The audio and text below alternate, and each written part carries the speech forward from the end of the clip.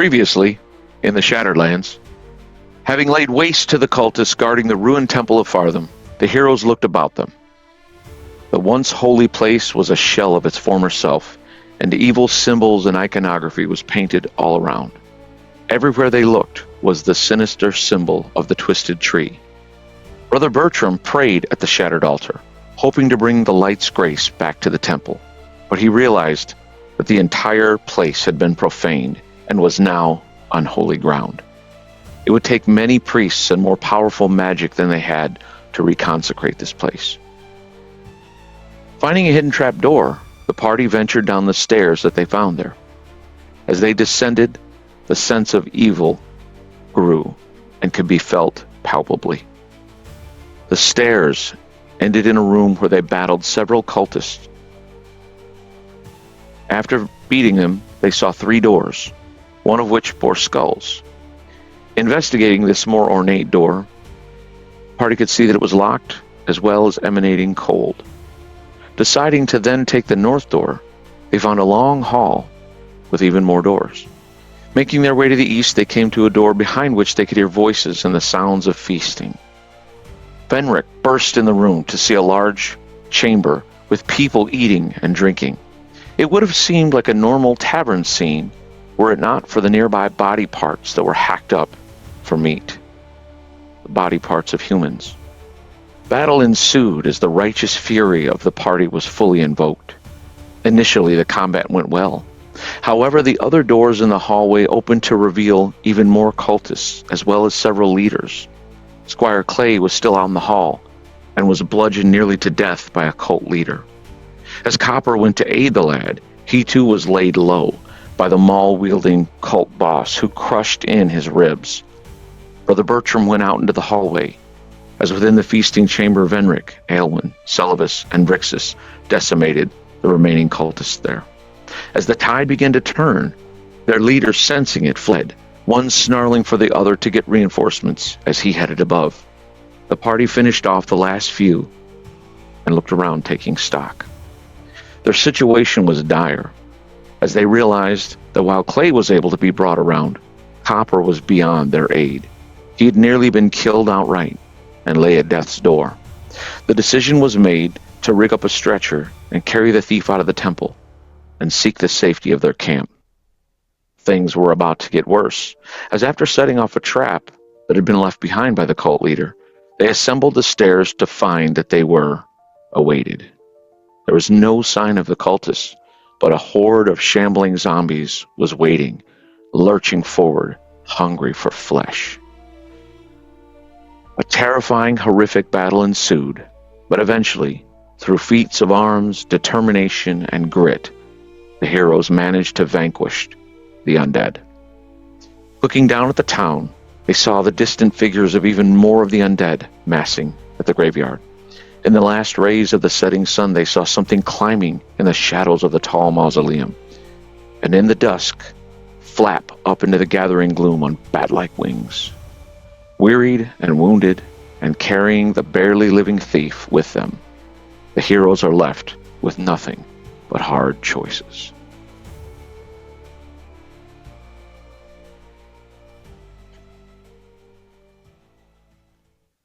Well then, believe we'd made sort of a plan. Get to the basement and find a room. Yeah, there's no That is what outrunning. we've settled on. Yeah, we head back down the stairs then. Okay. Yep. Give me perception checks.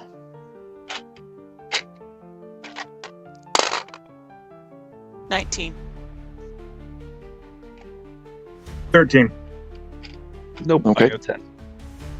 18. All right, 15 and up. You see that while some of you are just turning rapidly, like, okay, we can't stay here, plan has been made, you begin to turn away to the trapdoor. A couple of you look back and peering just through again, it's dusk, the sun is almost completely gone. You see this figure flying on bat wings, doesn't fly toward you, it just flies up into the gloom in the clouds. Meanwhile, you do see many more shambling undead creeping out of the graveyard, and they are indeed coming like up toward the temple. And you head. Can we get a guess of how many zombies it looks like there are down there? Did you make your perception check? No, I did not. Okay. You're not sure. Who did make their perception check? I did. You would guess at least as many. It's hard to tell. At least as many as you just fought, maybe more. And you realize in that moment, you might be able to, at this exact point, make a run for it and get down the hill, but not while carrying copper. So it's either stay and fight this horde, or we retreat back into the dungeon. Or leave the thief to his death. Just get out of there. And Vendrick, unfortunately, wouldn't do that. Unfortunately. Vendrick, I look back to the group. We should head back down and wait till morning. If anything, we'll head back to camp in the morning. I agree. We don't have much of a choice. By the way, I have some important numbers for you guys, if you're interested. Mm-hmm. I have a total cultist kill count. That sounds like fun. Let's go with that. You have slain 49 cultists and 7 cult leaders. Holy crap. Well, that'll put a cramp in some styles of the old twisted tree. It will definitely get some things' attention. Yes. All right. So, below, Yep. Yeah. as above, so below. You remember, Celibus, that when you charmed that bandit, Garn, I think his name was, he spoke to you of a vampire rumored to be in Southcote that dressed like a nobleman. I do remember. These creatures. It would seem, I don't know. It almost seems odd that they'd be in league, but maybe they're not.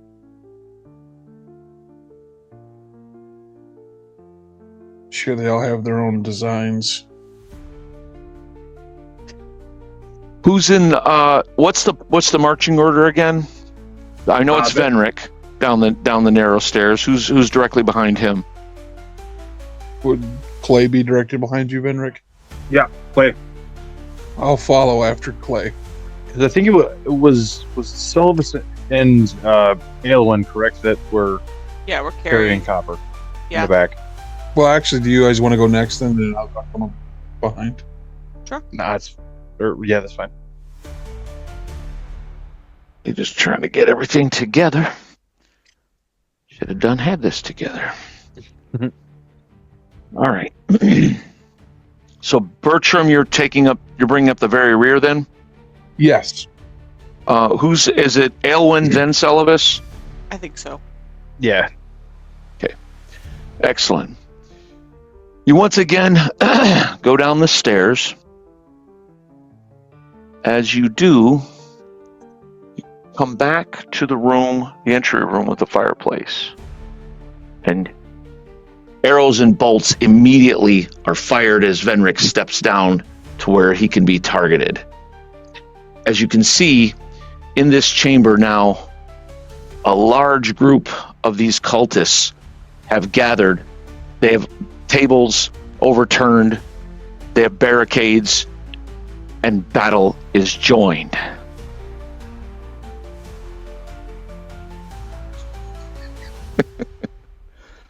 What's the saying? Out of the frying pan and into the fire. What does some of us think upon this? I'm always curious with the thoughts of my group. At this point, he's kind of unsurprised with these little, kind of gnat-like creatures at this point. He doesn't even look at them as though they're human. I like it. What is Aylwin? What is her thoughts? She is testing how far away Ruathane is and trying to feel if he's okay. Is there a distance limit with that? I can always tell his state of like well-being, but within a mile I can feel more concrete feelings and thoughts. He's a long way off. You feel fear, and a bit of panic. Feel those things as well. It's not just like fear, but it's almost like an unreasoning kind of fear that he's feeling. All right. Why don't we go ahead and do this?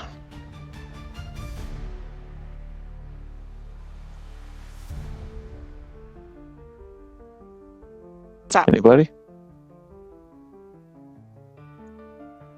Brixus. Brix He's like, he's gonna oh, wait, hold. no. He's way up there. I'm sorry. Before I do this, I would have had their prepared and ready, Yeah. and they would see the light from the true steel, so they get to go first. That's my bad. Yeah. So what happens is, first off,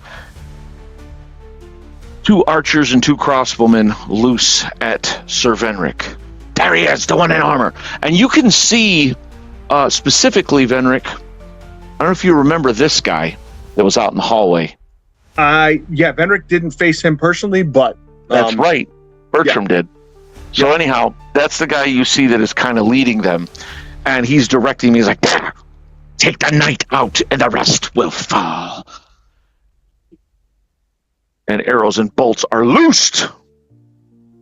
Broken bowstring.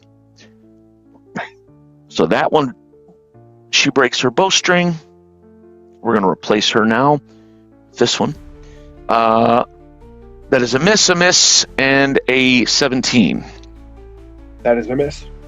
These things, they clatter off your shield like rain. Meanwhile, you can see this guy and this woman here step 2, and they hurl spears at you, Venric. 2 and a 5. You guys ever feel sorry for what I have to go through as a DM when I Not can't even hit this one night? little bit, dude. Never. Ever do I feel sorry for you? We'll find it. Vrixis holds as we go into the first round. This was their surprise round. I don't. They wasted the good surprise on you. Sir Venric. Oh, right. Okay, Venric is going to move up right in between the 2 standing in front of him, the 2 dressed in black. Okay. You notice they held back so that their comrades could shoot at you. Good plan, fellas. Now die.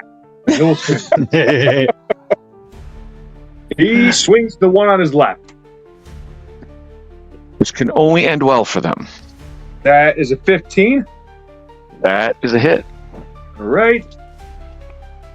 Nice. That is 9 points of damage in his right leg. Well, if you say so. Good lord. 9 points of damage, you said? Yep. True steel. I love killing cultists in the morning. It's nighttime, but cool. All right. Oh, Venric. I'll have my vengeance on you one day. All right. So, Venric, you hack through the first one, just carving into... Where did you say you hit him, or did you say? Yep, it was his right leg.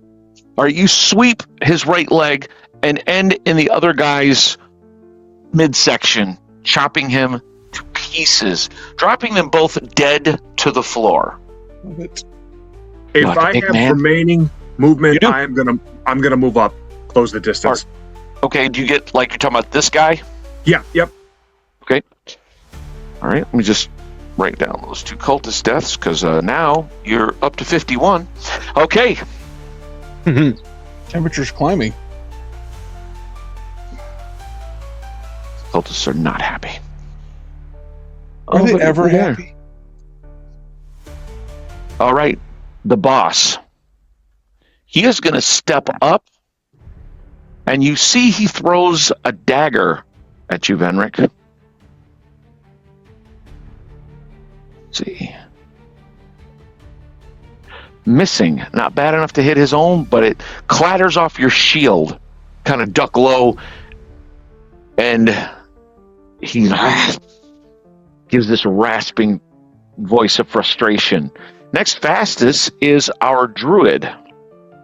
Okay. I mean, I'm holding one end of Copper's stretcher, and I can't exactly drop it on the stairs. I'm gonna hold for It's now. a sad story. Sad story. It makes me sad. It's like not being able to hit this character. All right. All right, Clay.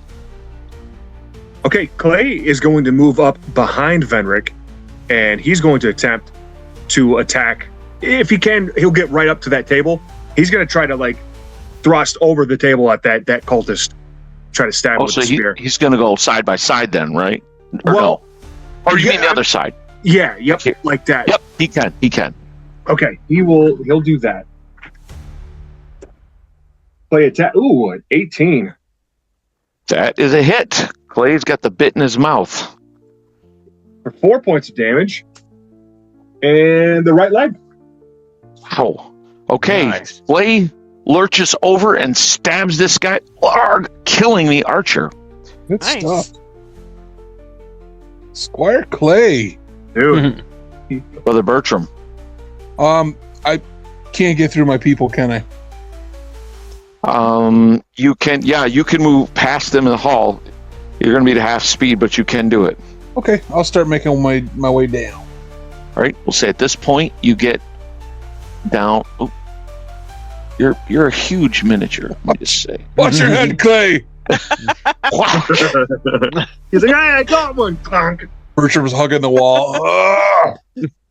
It's like planes, trains, and automobiles. Where he's trying to take the shower. That thing don't want to focus right now, do it? Focus, you. All right. So as Bertram heads down, pull this back a little bit. All right. Man, this thing is just fighting me today. No. There we go. All right. So next up is Celibus. All right.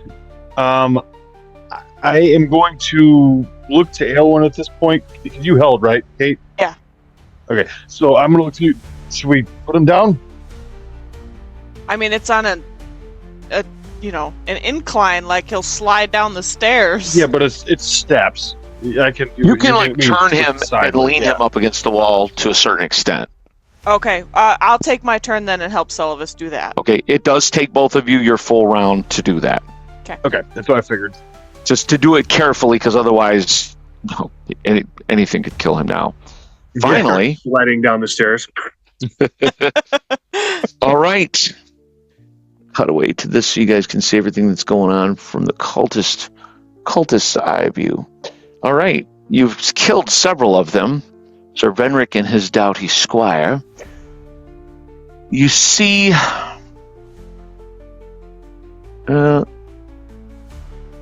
Crossbone's going to turn and fire at Clay. Oh, don't shoot at him. How about a 14? Yeah, that's a hit. For one in the torso. His armor holds. It does punch through a little bit. He's like, oh. Meanwhile, the other crossbowman, because the one string broke, he is going to fire at Bertram. What? Yep, 13.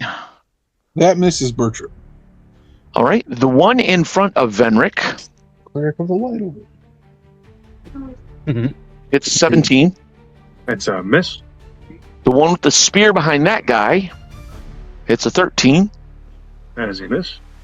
All right, and then these three, this one is going to turn, grab a spear. These two are going to heft spears and throw them. One at Clay, nope. One at Bertram, nope. Man, I can't roll for nothing. Guys are invincible. All right, Vrixis held. Is there anything the Dragonling would do? No, he's not gonna fly down there quite yet. All right. And here we go. Celovus, the Seeker. Okay. Now that we have set Copper down, You slit his throat. no, We can run. Sorry. I'm going to draw my blade and then move as far down the stairs as I can. So this is a full movement right here.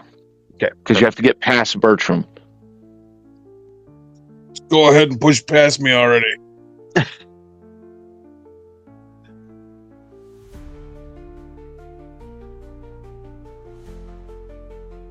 Is there anything else you wish to do? Oh, that's all I can do because I had to throw my blade. Oh, gotcha. And then- Threw your blade and moved. Okay. Him. He will pull and throw another dagger. Fool! Kill him already! Oh, that is a bad enough miss to hit his own guy. Oh, I like those misses. Celebrating that roll, sir. Oh, please. In his frustration, he throws this dagger and buries it in the back of this guy's neck and kills him. Oh, to be in a cult, eh? He's just... Oh, what was my fault? You were in the way. You're like fighting for your life against this huge knight, and out of nowhere, you're just dead. Like, what Dagger just- happened? He then pulls a sword and readies himself. Kill him or I'll kill you. I'll feed your entrails to the twisted tree. Squire Literally. Clay. You will do that. All right, Squire Clay. He's going to move up alongside Celovus. Into That guy here. was- Yep. That cultist that just took a dagger to the neck. He's like, we're on the same freaking team, you a-hole. Ah. Okay. What's wrong with Squire you? Clay. What was it? What's wrong with you? just what a horrible fate, man. It's like just you believed in. Yeah, that's pretty terrible. So he's going down like bleeding to death. He's like, they're going to eat me. These bastards are going to eat me. Oh. You know it's true. That's how he felt when Nix put him in the ground. Can he Uh-oh. reach the one directly across from him? He can because he has a spear. All right. You talking about this one? Yep. Crossbow. You trying to rob me of my ranged? I see. Mhm. How Yeah. dare you use tactics? Okay, he'll attempt here. It's not good enough. 8. Nope. He does stab across, but the cultist backs up rapidly. God, the luck of these cards too. Sir Venric. Oh, there we go. Well, let's see. All right, yeah, Venric will push through to that group there. Got to battle him rolling through his mind. Yep. So who do you start with? You have this is the cult boss, and you have 3 cult, regular cultists there. Can I reach the cult boss? Are we next to Oh, each yeah. other? Yep. Yeah, I'm going to start there. I'm trying to break their morale.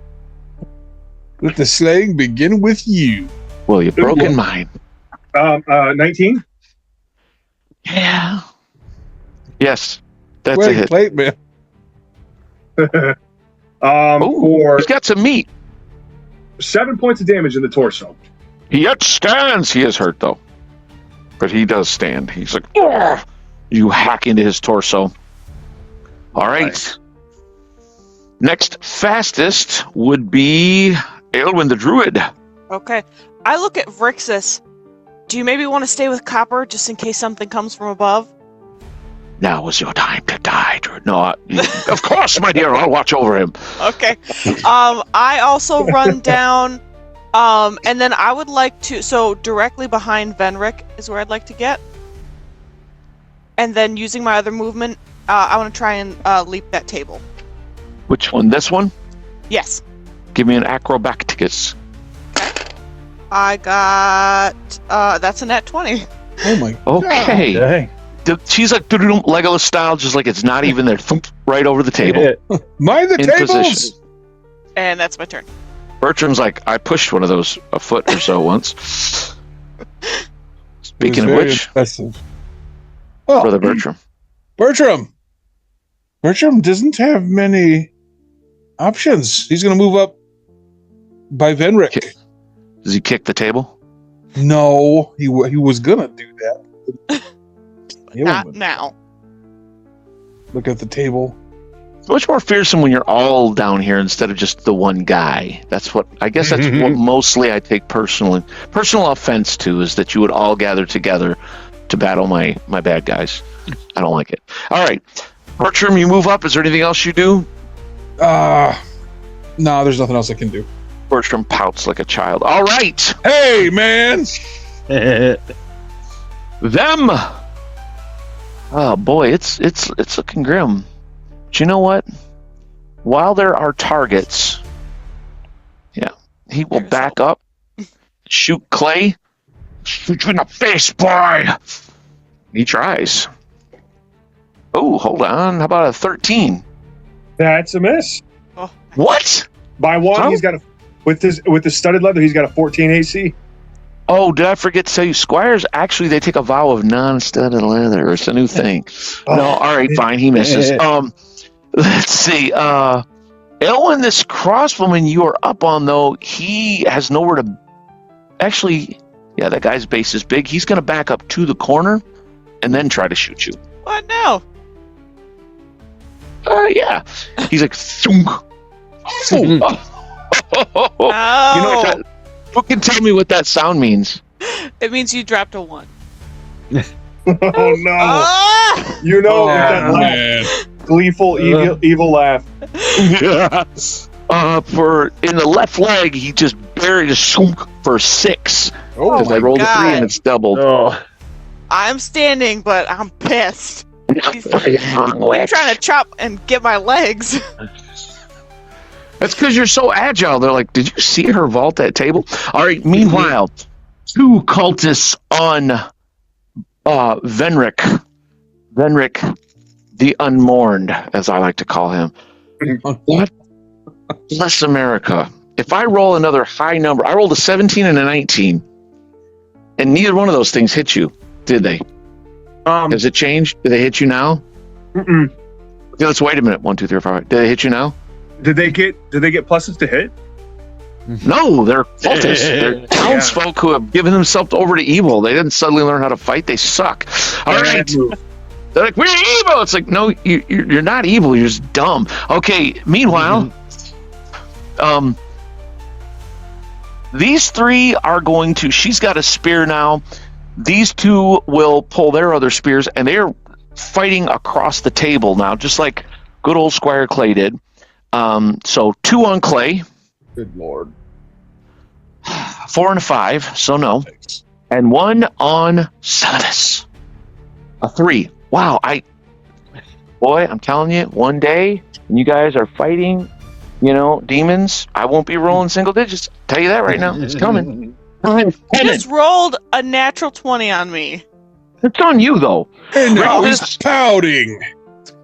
Says, I am pouting because it's unfair, and I feel alone. Rixus does take this moment to coup de grace, Copper, because he's like, I'm sorry, this is the only way we escape. Actually, he became Sean Connery in that moment. You're the key of flame, Slice. now that I think about it, didn't Sean Connery play a dragon. in the movie? Did play a Dragonheart. Oh, And dude, I Caitlin cried. thought of that movie in 30 years. That's an old one. That's a blast from the past. Meanwhile, next round. Brixus. He thinks how much easier it would be if Copper were just dead. But he watches over him. And he waits.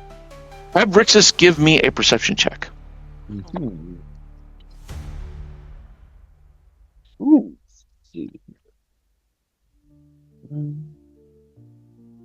That is a 19. Okay. He hears from above just a distant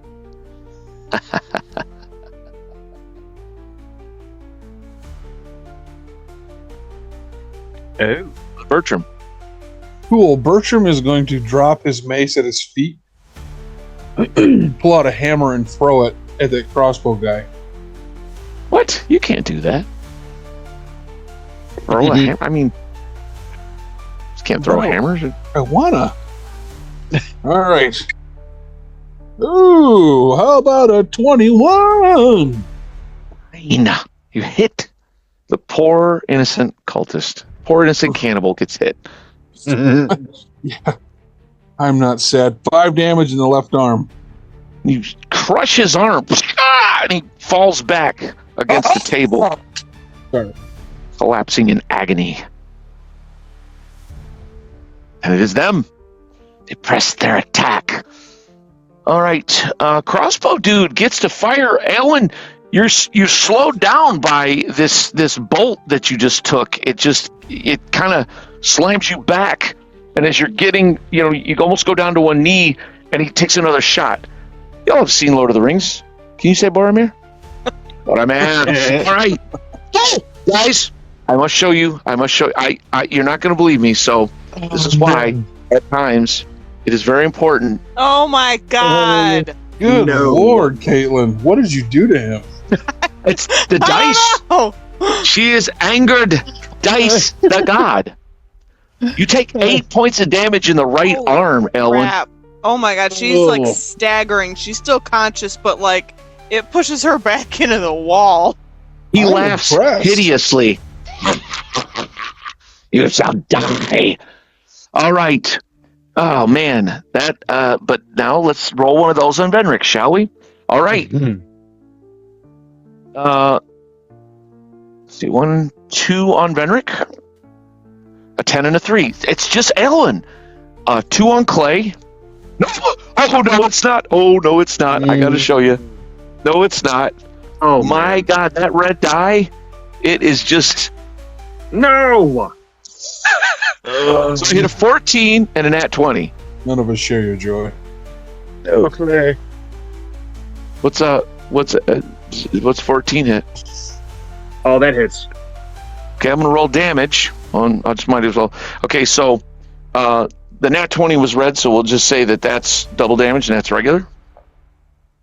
So you got kind of lucky. Clay takes a total of 8 as he gets hit in the target. We'll say the head and the left arm. Clay falls. Dead? Is he dead? He's Would you say? not dead. I would just go ahead and say that. All right, Clay drops. Meanwhile, this guy stabs across his Celadus with his spear and hits a 10. That is going to miss. All right. Next fastest, I believe, is Aylwin the Druid. Okay. Aylwin the pincushion. I pull the bolt out of my leg and I'm gonna cast a Cure Light and I'm gonna look in this cultist's eyes as I do it. I'm saying I'm gonna kill you. So I'm going to heal myself. Let's see. Ooh, almost max. Okay, that gives me a little more fight. And then I'm gonna advance on him and push him into that corner so he has nowhere to go. Okay. You get, now again, I'm going to have to just use some, just so you know, because the leader's base is a little large. But yeah, you get right up to there, but you are next to the leader as well. And you Run push now. him into the corner. He's like, I am also skilled with the blade. Yeah, I doubt You it. should soon find out. Celadus. All right. Yeah, I'm going to lunge over this table at the one who's been kind of attacking on me. All right.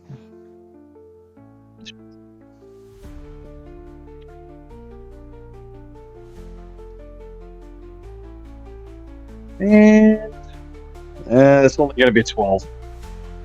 12 is a miss. So I figured. All right, this guy, this boss, has now drawn his blade. I shall prove who's the better swordsman, knight. Enjoy hell as he swings. Nat 19, which hits a Ooh. 21. That's a hit. For 6 in the right leg as he lunges under. As he's talking, he almost lulls you into a false sense of security, lunges forward like a viper, and stabs you in the leg. Your armor holds, but it's like just a painful bruise as it hits there. Squire Clay, are you in negative hit points? Squire Clay is, in fact, at negative hit points. Give me a constitution check, or lose a hit point and die. 16. Oh, fine. Clay is just marked for greatness. You know what's going to happen? He's going to be the hero, and he's going to tell the story of how he once knew these people who got him so far, and then he saved the day. Finally, Sir Venric, the Slow. Sir Venric the Slow will return the favor at the cult leader. He'll swing. You shall never, ever strike me with your blade. Is a nat 1. Ah! Told you. Ron, it cannot be stopped. However, the true steel, annoyingly, and I really hate that this is so, you go to drop it, and it goes about 3-4 inches from your hand, whoom, goes right back into your grasp. And they reel back like, huh? Oh, yeah. It's a Jedi. We have a Jedi. And the leader goes, cheater, cheater, pumpkin eater. No, he doesn't say You'll that. die for that! He's really unhappy. I hate pumpkins! Shenanigans. All right. Oh, but look who I drew first. Uh-oh. Your fancy blade will not help you. Why? Oh, no. He dropped a 1, and he don't have no magic sword. Does he hold his hand out Not waiting the for it to true come steel. back? Right. He kind of does. He's like, anytime now. Oh, good God. Wow, he flings it past Bertram's head. Hey! It clatters over by the stairwell. I need to Oops. shave. Well, just going to destroy all the miniatures in the terrain, because anyhow, the blade just clatter. He's like, He pulls a second sword. This one is a short sword. Aelin. Okay, I'm gonna pull my sword and attack this archer that's been pissing me off. He's like, hey, stop it. A 14. Yes. That's a hit. For 3 points of damage in his torso. You run him through, Aelin. Told you. And he goes down. Get him, Elwin. He's like, but I was your secret, long lost cousin. Don't care. We slaughter family wholesale. Bad guys. All right. How many? Oh yeah, they're in their home, and they know what will happen if they flee from here. All right. So, yeah, 2 of them. This guy got turned around. He is not. He should be facing Venric, and he screeches with rage as he lurches forward, spear in hand. But if that ain't gonna help him. Meanwhile, the woman next to him, hoping that this will help her, she's completely mute, says nothing, and still doesn't help her. These 3. All right, these 2 are gonna throw. There are no more spears after this. Well, she does, but she doesn't. No, so yeah, 2 of them stab at Celibus. Nope, misses. She throws her spear at Bertram. Come And on misses. now. Next fastest is Celibus. All right. I'm going to stab back over this table at the dude with the club. Ooh, there we go. That's better. That is going to be a 18. That is a hit. Okay, for 4 points of damage in the right arm. You lunge across, parry his clumsy blade, and stab him in the arm. It goes through, and he collapses from blood loss and pain. Okay. Rixus. Does he hear anything else? Nope. The laughter does not continue. He just heard it briefly, and then it was very silent. Yeah, at this point, I would say, since he does have dark vision, he would just kind of be watching up that direction as far as he can. Okay. Squire Clay is clotted. And this guy, I don't even like to say his name anymore. Just some jerk. Just some. Look at him. He thinks he's so cool. Look at his hair. Whatever. I can Hey, even he's got his see. own playing cards. He is cool. All right. Venric is going to attempt to run this guy through. Thinks he's so tall. Ooh, how about a 25? Oh my god. Yeah. That sounds like a cult smack. for 7 points of damage in his left arm. And that's on the boss? Yes. Yeah, I thought so. You chop his arm off as he's drawing out this shorter sword. You don't give him time. You hack through his forearm just below the elbow, severing it completely. And he's... and he drops dead. Yep, that's the end of him. Good stuff, Henrik.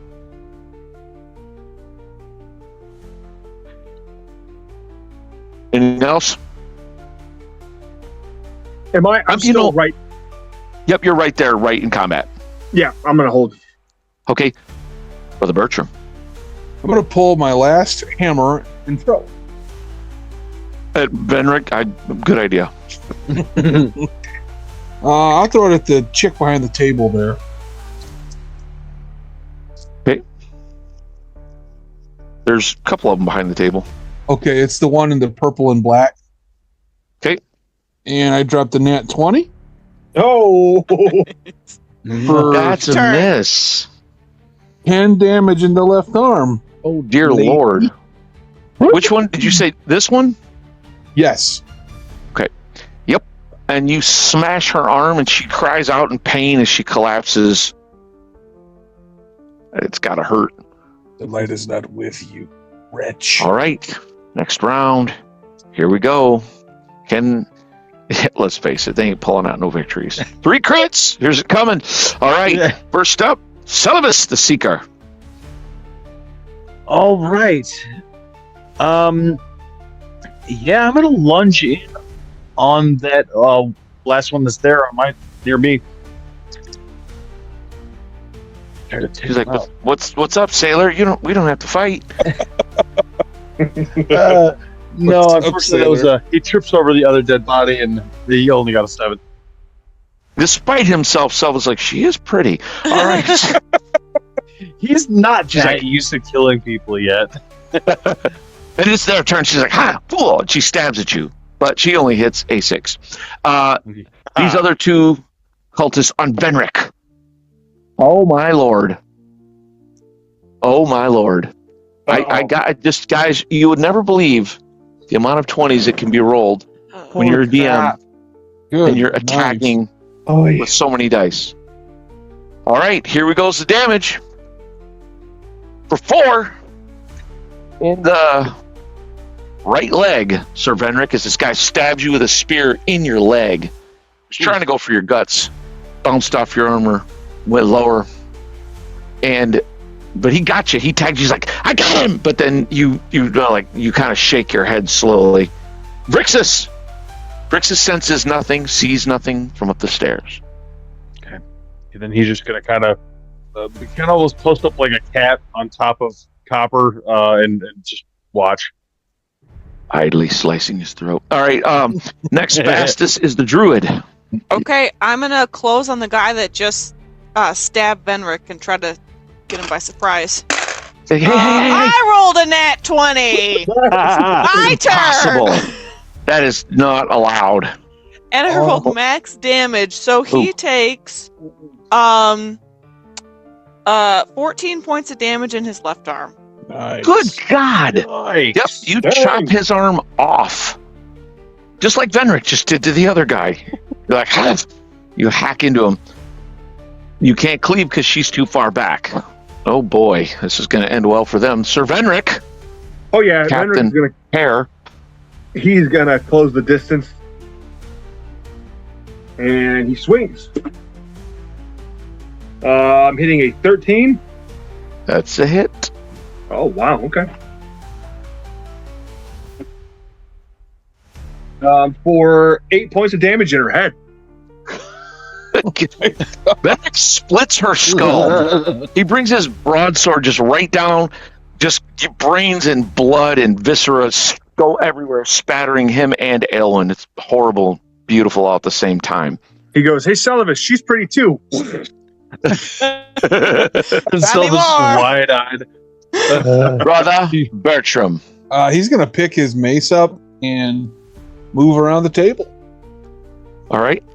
He's at 5, 10. He can get up on her if he wishes. Yep. He will do such. Oh, that guy's dead, so he's never doing anything again. Squire Clay is unconscious. Don't know why he's even still on the deck. Let's just say he's dead and move on. Your next squire will be played by a geriatric gnome with a bad hip. His nickname is and that's what he says every time you try to get him to do something. He's like, All right, here we go. First up is well,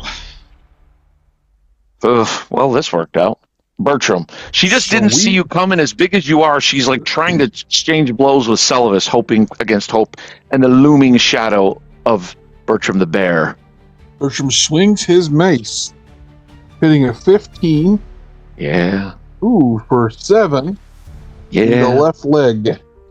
You crush her kneecap from behind, and she goes down.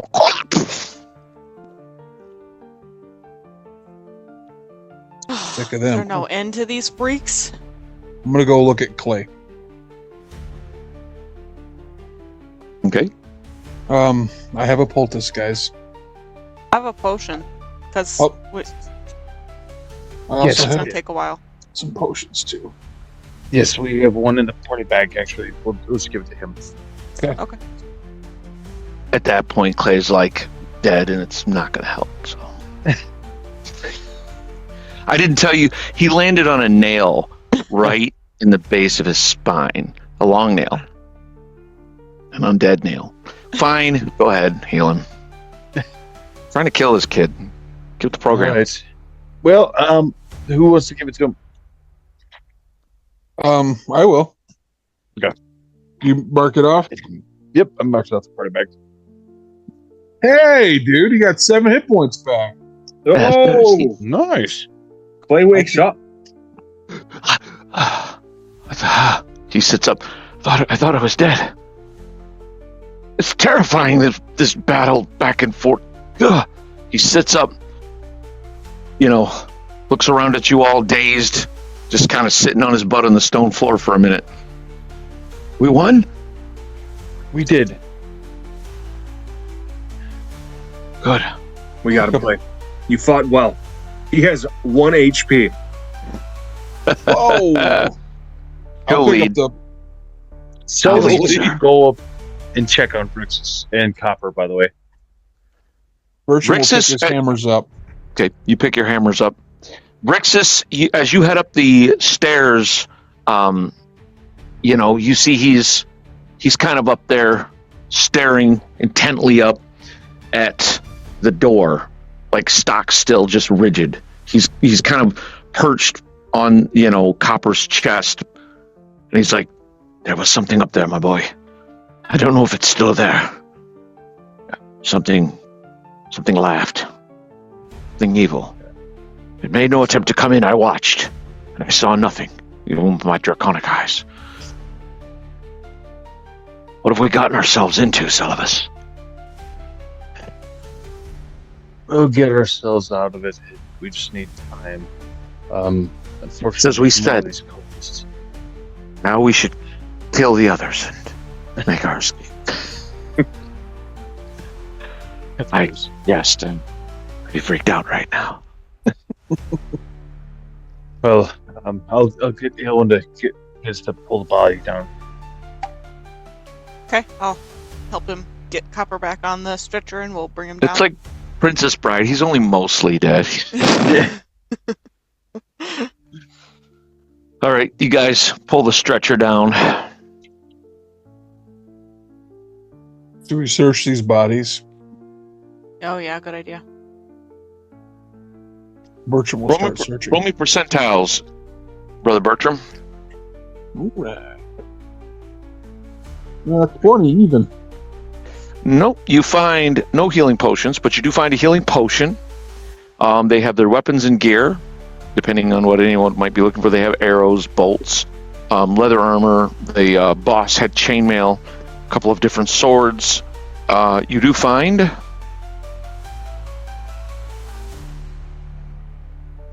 95 copper, 11 silver, and 15 gold. All right. Well, at least we got another poultice. True. Yeah. Where to, Sir Venric? Well, from what we've seen of this dungeon, I don't know. Let's go back where we had the fight in the dining hall. See if we can find a room that only has one entrance.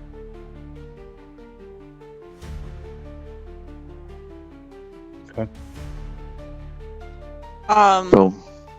Clay is will lead. everyone Yeah. Is everyone Yes. doing okay? Oh, Venric is beat up pretty bad. Maybe we should heal. What do you guys think of that? I got some potions. I do too. I'm I don't rather know. tired, Rixa says. What are you down to, Venric? 7 of 29. Oh yeah, you're gonna need a potion. I've got 2, so let me drink one of these. Okay. So Venric will quaff a potion, and these are, what are these? D6 plus 1. I hope you don't roll a 1.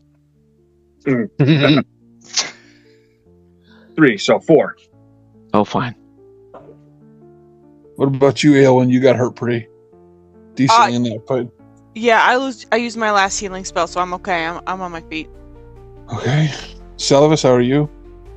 I'm good. Venric, I'm going to hand you one of my potions. I think you should take it. I have another one, Bertram. I think we should save them for mid-combat if we have to. When we get to where we're going to rest, we can apply poultices to get us through the Okay. night, just in case we're in another situation like this. All right. But that way you have one on you in case. I think everybody should have one if it's possible. I have 2, just let you know. Okay. Okay. Follow you? Yes. Yep. So I head back down to the dining room. Skull I'll bring door? up the rear. The cold door with the skulls? Is that what you were saying? The Nope. one you guys... We'll come back to that one. Okay. All right. So, Venric, you head over here to the door. You're at the door. You're already missing copper. Yes, I Wait. am. Venric, I'm no thief, but I have good eyes. Do you want me to look at it? By all means, Elwyn. Yes. Bertram, maybe you and I should switch so I can try and keep an eye out for these traps. Good idea. That's not something I'm experienced at, but maybe it's better than nothing. Bertram will put his mace away and take up the litter. So I kind of look over the door. I only got a 12. You don't say anything. It looks fine. Okay. It looks okay to me. It's relief. All right, and then at that, Venric he'll open it. All right. The door swings open, revealing a hallway. He will head through. That's I the will most go feared behind enemy. him. Sorry. That's okay. My bad. I just go right behind him, trying to keep an eye out for traps if I can. What's the most feared enemy, Bertram? Hallways and doors in a dungeon. Yeah. All right. Especially for Venric, because he has the perception skills of the sticky bandits from Home Alone. It's so true. It's like a human can never defeat me, but a brick will ruin my day. Right.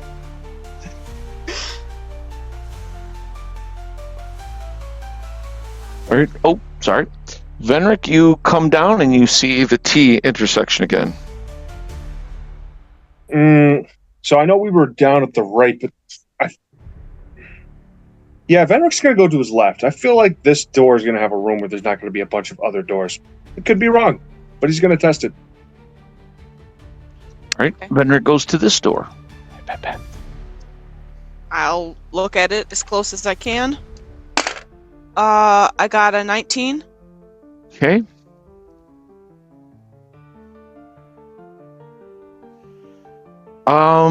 It does not appear to be trapped, but it does appear to be locked. Okay. I think it's safe, but it's locked. I don't think we've come across any keys on any of these idiots. Okay. Well then, Venric's going to try to kick the door in. All right. Venric goes to boot. Give me a strength check. That is a 15. Boom. You blow the door open. Give me a moment. Now might be a good time to take 5 should anyone need it. Sounds good. Okay. Fine with that.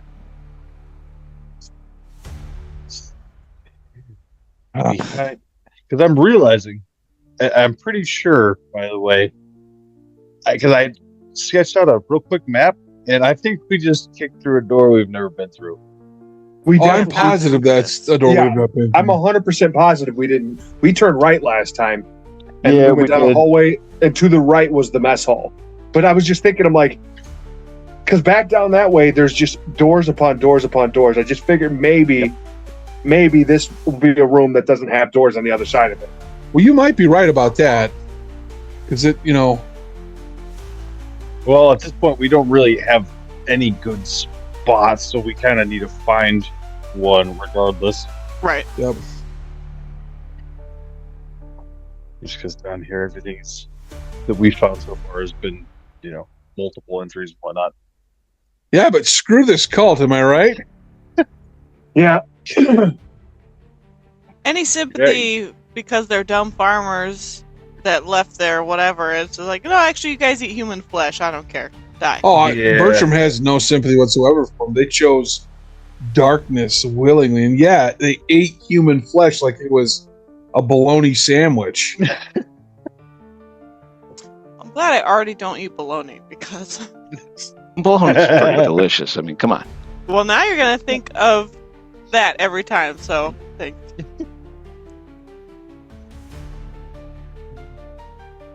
Yeah. Almost there, guys. Very good. But we're alive, so that's good. And How are you, At the though? Is moment. this living? this is living. Repeatedly, we've been tempted to leave Copper too. Yeah. By who? Your own conscience, or? Well, role playing, Bertram doesn't admit nothing, but Well, it's because if it gets too dicey, may have to make some tough decisions. I mean, I don't think I can leave him. no, I don't think so. Could you leave? Because if you leave him, you'd leave one of us, and then I don't trust you anymore. Actually, I do think Celovus would probably leave one of us if he really was put in that position. We're all part of Celovus's grand experiment right now. Yes. If it came down to Celovus dying or one of you guys, I mean, at this point, no one's shown him that they would do anything different. Hopefully, we won't have to show it. I hope not. Yeah. Do I have to die first, and then you'll? Yeah. Celovus sheds a tear at your gravesite. I guess she wasn't half He bad. he is unwilling to give out something that somebody else is. I mean, fair. Like we barely really know each other. Well, Vendrick did almost drown getting a Beastman body back to where he said he would bury him. So You sure did. he would probably do that for you guys. Just saying. So, but that was a good thing he was saying, Alan. I heard that. I heard that in your voice. He sure did. That wasn't a good thing. That's the whole point. No, it was a good thing because he kept his word. He would That's keep what his he's word saying. even to that beast. He would do much Even if more it for meant us. Aelwyn's death. That's what we're saying, right? Right. Right. Exactly. Oh, don't pipe up, you pesky conscience, you. Benric, What was you that? bash this door open like it's child's play. Beyond the locked door, there is a short flight of stairs that leads down to a rectangular room lit by braziers and torches. The area is dank and dark beyond those lights, and there is a table with several stools sitting in the center. Barred doors lead to what look like cells in the dim lights, and you can see figures lying on straw pallets within. That's a pretty cool visual. Yeah, that is. Made a good choice. Good old Death Trap Dungeon.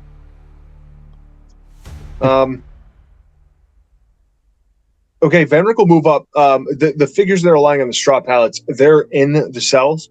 Yes. Venric will You walk can up. see... Oh, sorry. No, go ahead. I was going to say, you can see like cards lying on the table and stuff, spilled mugs of ale, as though there were people at the table at one point, but you're guessing maybe they ran out to join the fracas that you guys just came from. All right. That makes sense. Venric, he's going to go up to the cell that's like directly in front of him behind that table. Pat. What you do? You hear a low voice, please, no more. Please. We're not with the cultists. How many of you are there in here? And you see a rail thin man. He looks like he probably wasn't really, all that bulky before, but he looks half starved. He's wearing literally only a loincloth. As he kind of, again, in the light of the true steel shining its, white and blue radiance, he kind of averts his eyes from. He kind of weakly sits up. I'm Elroy Alston. Who are you? I am Sir Venric Truesteel. They're everywhere. Yes, we've had to cut down dozens of them to make it this far. They took me from my farm. My children, my wife, they ran. I don't know what became of the children, but she was killed. I tried to get to her. And you hear another voice from another nearby cell, this one over here to your left, and you hear a female voice, is someone there? Please, is someone there? You're not with them? Yes. No, my name is Venric. I'm a knight. I'm gonna close the door behind us. Well, everybody's having this conversation. Close the door, leaving the knight in there alone? Or... No. I'm we really all in there, but that way nothing sneaks up behind us. Yeah, that would be terrible. That never happens. You guys all enter the chamber at this point. Give you a better view. It's a bit of a long view with that camera.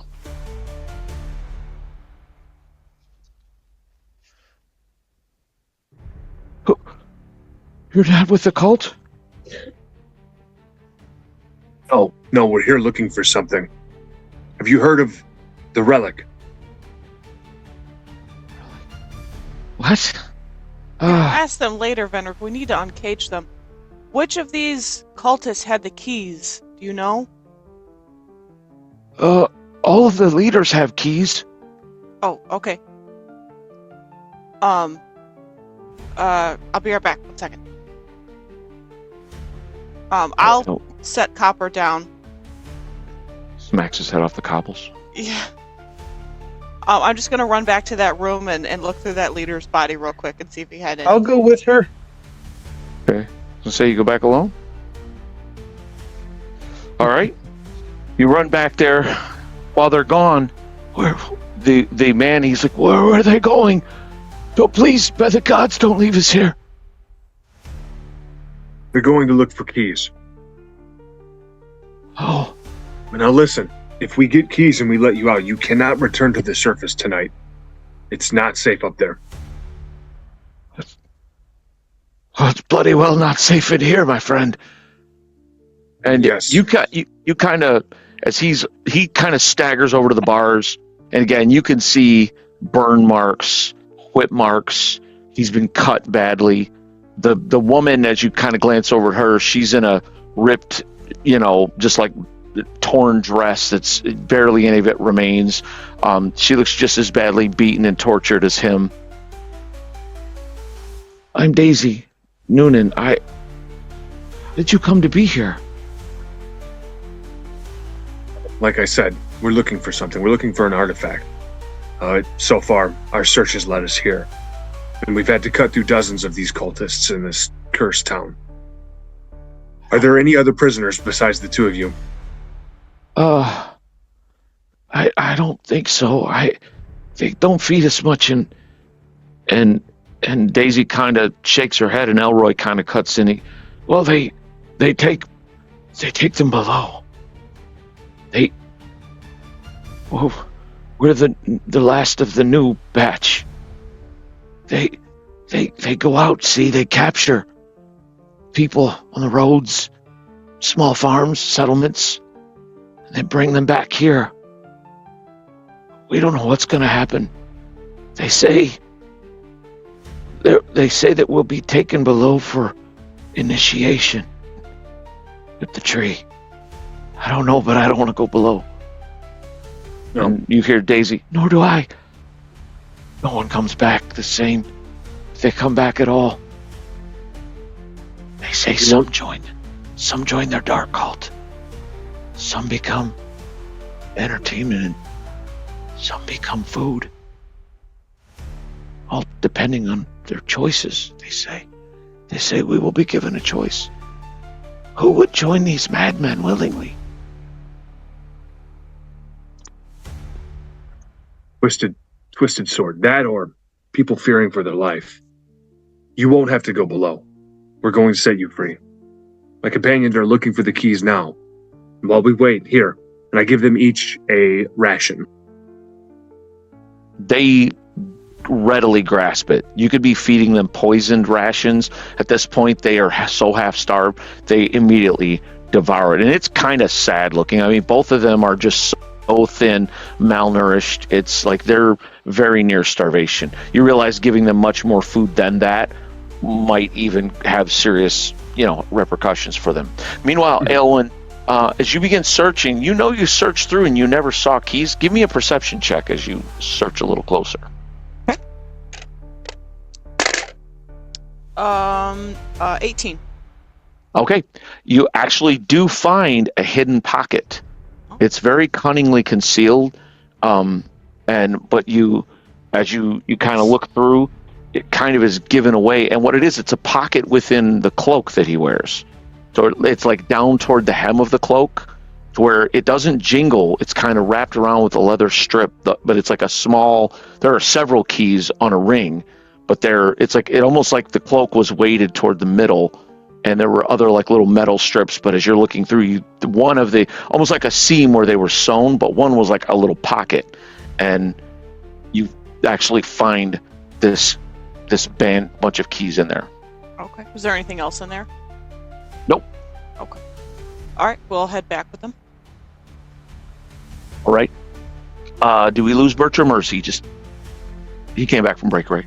Okay, gotcha. I just want to make sure we weren't continuing without you, Jer. Oh no, I thought we were cutscening it. Oh, my bad. Okay, I just was like, wait, I don't want to play without him right now. Okay, so a couple minutes later, Aylwin and Celivis return. You guys whirl as the door opens, but it is the druid and the wizard. And I will try the keys on the doors. Okay, and you find one that fits. You go through a couple of keys, and you find one that fits both cell doors. It seems to operate every cell door in here. Okay, I open them. And the cell doors open. And again, these ragged, tortured-looking people stagger out. You can even see they have a hard time walking because the bottom of their feet even look like they whipped and burned their feet. It's awful looking. But as they kind of come out, they kind of are both weeping openly as they stagger out into the light, just kind of glinting against the True Steel's harshness. Even though they're grateful for light, they're just you can tell that they're beginning to feel something you haven't for a while, and it's hope.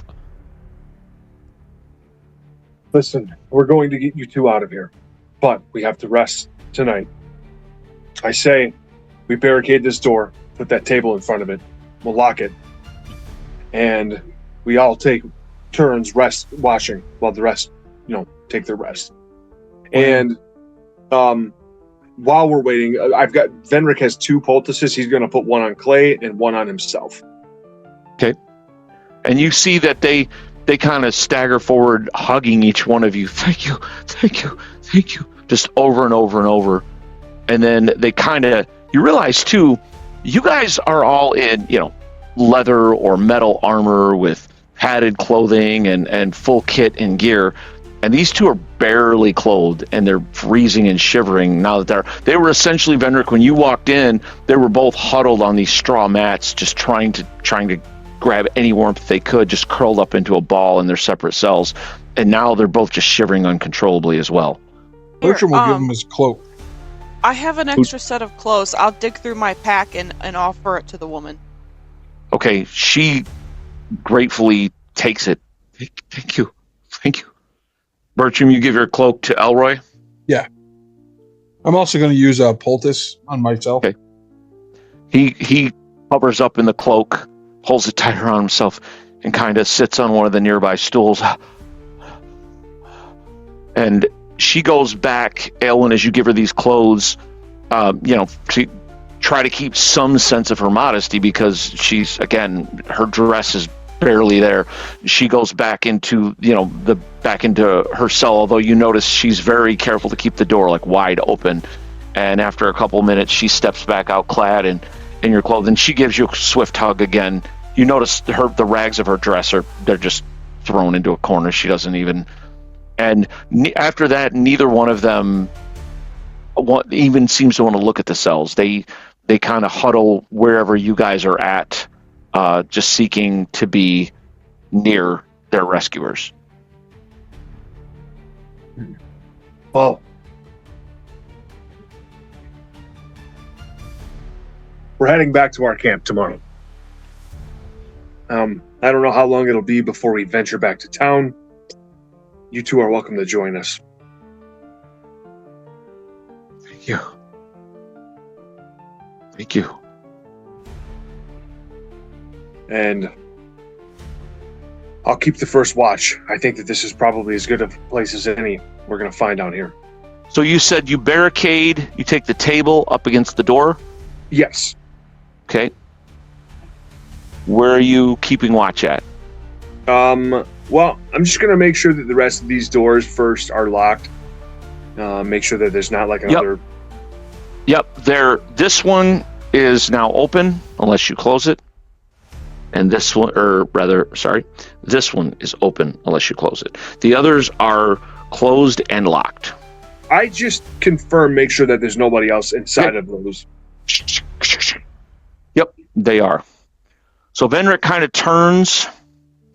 Where is everybody else going to be within the prison? I'm going to be next to the stairs and all the way down. Like in front of them or just to the side? To the side. Okay.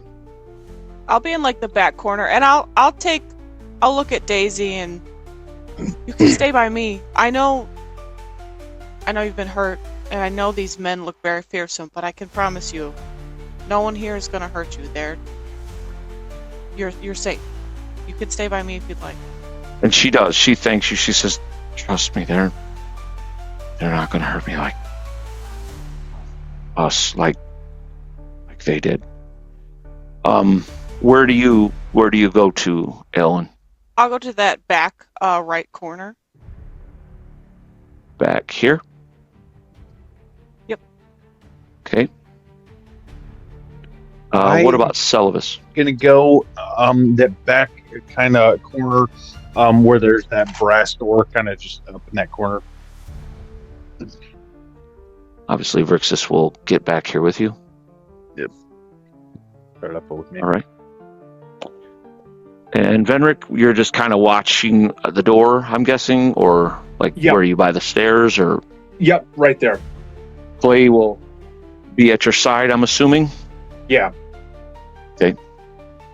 All right. Did you guys do your poultices and stuff? Yes, they did. I'm going to do one too. And actually, I put one on Daisy as well, where the worst of her wounds are. Okay. As you're kind of taking care of her, looking at her, you can notice she's a pretty younger woman. And she, as you're kind of talking to her, she's like, I'm a merchant. I was on the road. Roads aren't safe anymore. tell you, I'm done. I'm going home. I'm going home to Swiftwater. I'm done with this place. Never heard of that place. It's small. I've been operating down here in the Lonely Valley, but I'm through. If I ever get out of here, I'm going home. I want to see my parents. This is no life. You're gonna get out of here with us. Thank you. All right. Is anyone doing anything else as you guys kind of bed down as best you can? You get your bed rolls out. You can see just gonna Elroy pray. just... Okay. Question, DM. About what time is it? Well, it was early evening when you guys came below back into the temple. You're guessing right now it's full night. It might be around 7 or 8 o'clock at night. It's hard to tell. Remember, Okay, it's cool. late October, so the sun is setting earlier. Then I will just be bedding down. I bring Copper over by me so he's not just like laying in the middle of the floor, and like just make sure he's like, you know, tucked in and warm and comfortable. Okay. And you notice that Daisy, she's like, who's he? Oh, this is our friend Copper. Oh, one of those lunatics with the maul smashed his chest. They're awful. They're madmen. All of them. They're gonna be dead men soon. Bertram, you said you were praying Yes. just silently, or is there anything particular you're... He's just praying, like, light, protect us. Let us find a way out of here. Okay. Keep us safe. You guys can hear Bertram over in the corner, just his calm, steady voice as he invokes the light, as he asks for protection and safety. And there's something soothing to it, even if you're not a member of the Light Sworn. There is something just that makes you feel good hearing it. Elroy, for his part, the farmer, he kind of, again, Bertram's such a big man, and Elroy's just a little thin stick figure that this is actually fully covering him. He's barely, his nose is showing as he like wraps up in it, and he's so thin he can wrap himself twice around. He just settles down. He too wants to be near someone, and since Bertram gave him his cloak, he's just kind of over along this wall near you, just not like up on you uncomfortably so, but just a couple feet from you. He just leans back against the wall and closes his eyes, and hearing, he kind of smiles faintly, hearing your prayers, like he's, just that soothes him, that strong measured tones and stuff. We'll make it out of here. Yes. By the gods, let it be so. By the light. You notice after a couple of minutes, he starts praying along, and you realize, Bertram, he probably is a believer. He prays. He knows many of the catechisms that you reiterate. Not that all prayers of the light are just prayer by rote, but the ones that you do say aloud, he murmurs them along with you. The light is my peace. The light is my strength. That type of thing. And time begins to pass. You all begin to kind of nod off the day's events. You are all exhausted. I think every one of you was wounded. Yeah. It's been just and now here you are in this deep, dank cell with no knowing what comes next. Just hoping against hope to get out of here. Bertram, do you sleep in armor? I do not sleep in armor, no. All right. Take off your plate mail. I surely do. Bertram finishes his prayers, takes off his shiny new plate mail. Not quite so shiny anymore, stained with blood, dented in from many strikes. Sets it aside, kicks it into the corner. No, just stacks it neatly, I suppose.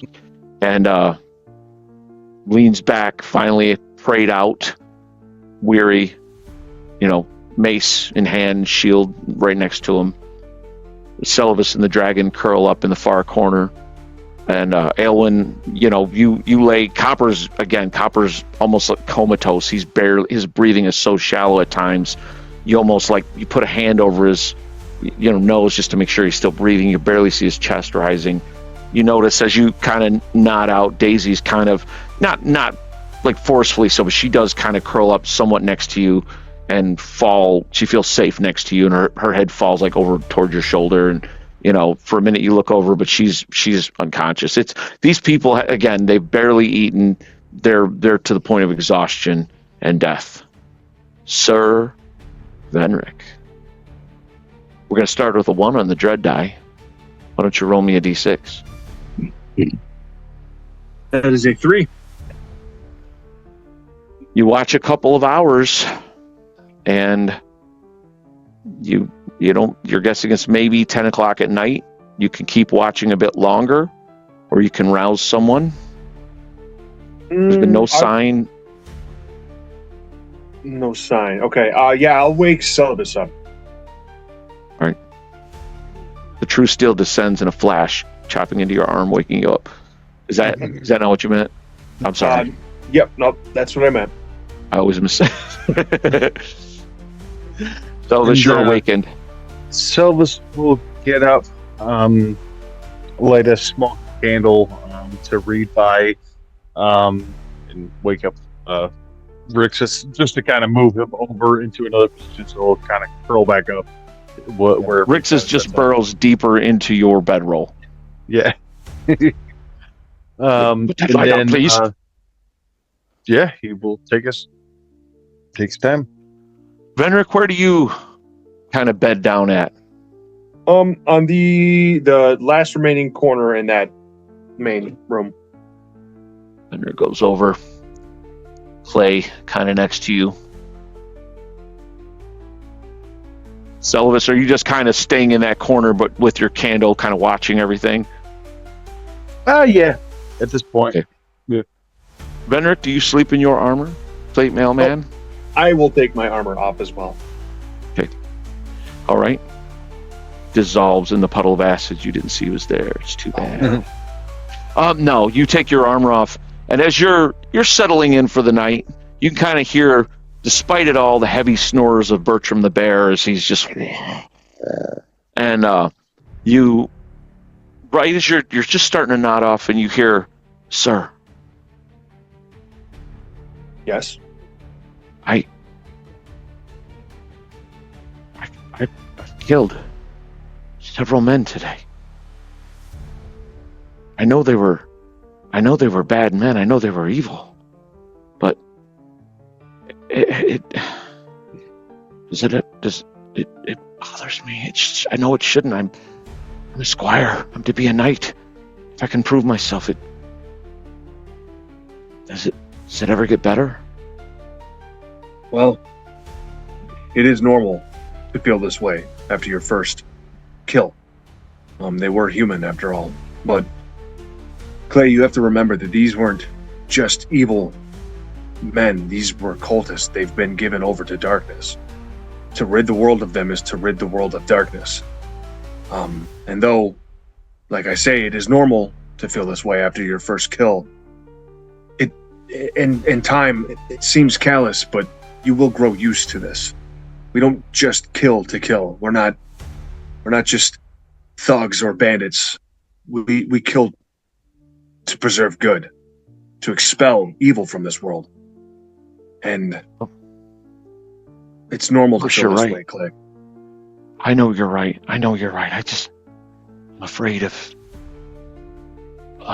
getting too used to it. Clay, it's one of the vows as knights will take is to protect the weak and the innocent. Think about this. If you didn't kill those men out there, then we wouldn't have saved the farmer and this young lass. It would be down here to horrible fates. You were a part of saving them, Clay. You killed for a good reason. You're right, sir. Evil will prevail if good men do nothing. I know this is true. I'm glad of Brother Bertram's prayers. Made me feel my connection to the light again. I draw comfort from them as well. I'll let you sleep, sir. I'm sorry. That's all right, Clay. He starts to nod off, and kind of again, he's still, Clay's going to be 16 in about I think it's January he turns 18, and which would be in the new year. Young Clay, or no, maybe it's December. I can't remember. I have to check in on my notes, but young Clay's just a couple of months out from her birthday, and he'll be 16. But he's still very, very young, and troubled as he is, he kind of curls up in his bedroll on the cold stone floor, and he's out pretty quickly. Selvus, you kind of hear all this whispered, and Venric, as you're tired too, you're weary. You've taken probably more hard knocks than just about anyone. Well, except maybe Aelwyn. Aelwyn is walking with a limp for a while, and but you kind of glance over and you see Selvus leafing through his his books and his notes, maybe writing. He kind of catches your eye, and I've got it for the next few hours, Venric. Thank you, Selvus. Wake me up if anything stirs. Will do. All right, and Venric, troubled sleep finds you. Selvus, the dread die is now at a hearty 2. Mm-hmm. Why don't you roll me a d6? Let's see it. As a 5. You watch for a couple of hours, realize it's about midnight, 6 hours till dawn. You start to realize that somebody's going to get stuck with a longer shift, or somebody's going to have to get woken back up to finish it out, because you're not exactly sure what time it is, but it needs to be the next dawn for the cleric at least to pray. It's very quiet. You've seen no sign of anything. You've heard no noises, although a couple of times you've just strained to hear more closely, thinking that maybe you're hearing something out in the darkness, but you hear nothing. Nothing but the deep snores of Bertram, added with the slightly less deep, but still very deep, snores of Sir Venric. You hear Clay at one point, kind of almost whimpering like a puppy in his sleep, struggling. Aelwyn is very silent as she sleeps. The woman Daisy, she cries out a couple of times, not loud. She does kind of cry out in her sleep. Copper barely moves. You look over and it's like you wonder if he isn't dead. And Elroy the farmer, he just lies shivering not far from Bertram. Just like you can barely see his hair poking out. He's just curled down inside the cloak he's rolled up of Bertram's. And the night passes. Unless you take another watch. I will. Yeah. I think, because I think at this point I will get up further Bertram. All right. Bertram, you are roused by a fireball to your face. It feels good and warm. Bertram, you awaken. See Selvus kind of gently shaking you awake. It's your turn, friend. Wasn't a dream then, or was it? It's all right. Thank you. Get some rest, Selvus. I will try. I will begin putting my armor back on. Let's begin my watch. All right. Bertram, you gear up, glance down next to you. You see Elroy the farmer. He's huddled up, shivering in your cloak. And you don your armor after a couple of minutes. Selvus beds back down. The rest are all sleeping relatively peacefully. At this point, you realize it's probably, maybe after midnight at some point. You're not exactly sure the time. And kind of stamp your feet. It's cold down in here. And you think for a moment of these poor prisoners and just lying on straw mats and how long they've been down here and what tortures they've been subjected to, what hideous things that men can do to one another, especially if they believe in some whatever strange cult beliefs that these people have fallen into. I'm going to take my bedroll and kind of like drape it over Elroy for some extra warmth. Okay. His shivering kind of eases as it does, that padding over top of him gives him a little bit extra. And you can see that Daisy, the merchant across the way, she's asleep on Elwyn's shoulder. You can see Elwyn is like just sitting with her back to the wall. She's got her sword in her hand, but she is asleep. Her head's kind of nodded to the side. And again, you see the still form of Copper. Kind of will make my rounds. I'll go check on Copper. Sure he's still breathing. You walk up. Elwyn kind of rouses just slightly because again, it's hard to creep up on the druid, and she opens one eye. You see Elwyn as you're half asleep. You see the cleric, kneel down and snap Copper's neck real quickly, and this has to be this. It's all over now. No, but you do see him kind of kneel down and you realize he's doing what you were doing earlier, just checking. The thief is so still. It's just he's just checking to see if he's still alive. And both of you have come to the same conclusion. Whatever crushed in his ribs, he's not breathing very well. His breathing but rather than it being very labored and very violent or anything, it's just very like ragged. Pain, yeah. Make him take shallow breaths. Yeah, and that's exactly what he's doing. Even though he's completely unconscious, that's what he's just naturally doing. So Bertram, he's going to kind of slowly walk back and forth, and he's just going to talk low, not very loud, but he's going to talk to the light. Okay. Argent Lord, I need you now. This is a dark, dark place. We need to leave this place. I know your light can pierce any darkness. I know you're there. I know you can use me. Make me the tool I need to be to help these folks. And just that kind of a prayer as he's walking his posture. Okay. It's a low, deep voice. It's almost soothing even to the ones that are asleep as the cleric passes. And you don't realize it for a minute, Bertram, but as you pray this prayer of faith in this dark, dark place, your holy symbol begins to give off light, a silvery, whitish light, just bathing the area, the entire room in its light. And you realize, as your faith has been tested, as fears have pressed themselves upon you, and you've answered that fear with faith instead, the Argent Lord has answered. Your holy symbol now also gives off light like a lantern when called upon in a 30-foot radius. That is so cool, but Bertram doesn't say that way. It's canon, he says it. Lord, dude. No. He just kind of nods. The light winks out. No, Get it. I'm so sorry. You ruin everything. You're unworthy. Hey, go to sleep, Celovus. You just hear that from the God, right?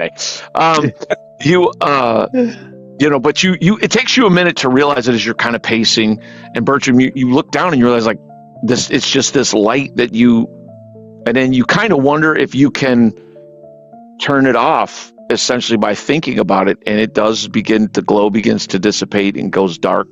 And you think about it again and it comes back on.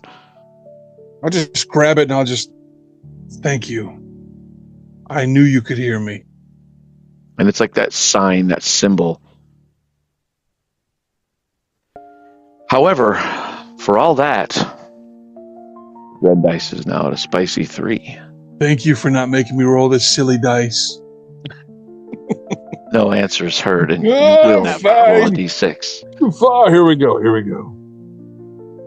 A 6. Bertram, you watch for a couple of hours, pacing, praying, feeling your faith renewed. It's in the wee hours of the night. You don't know for sure what time it is. You know there's some time left to go. Do you take an extra watch or do you wake someone else? Looking at his sleeping companions, Bertram will take an extra watch, letting them rest. Bertram presses through, takes the extra watch. Suppose you would like me to do this rolling. Except for, I just want to say, the dread dice is now at a 4. Oh, so cool. Well, I got a 1. Oh, Neat!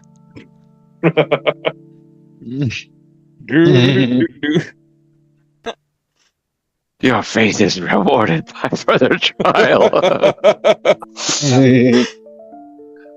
Well, Bertram, you decide to let them sleep, pace. And you feel good, you feel strong as you just kind of pace back and forth, moving slowly. Give me a perception check.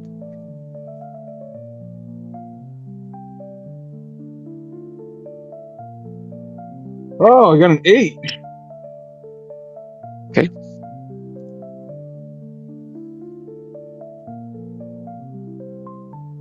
All right, you continue to pace, praying, looking at your friends, your comrades that you've come to know. Give me another perception check. Nat 20.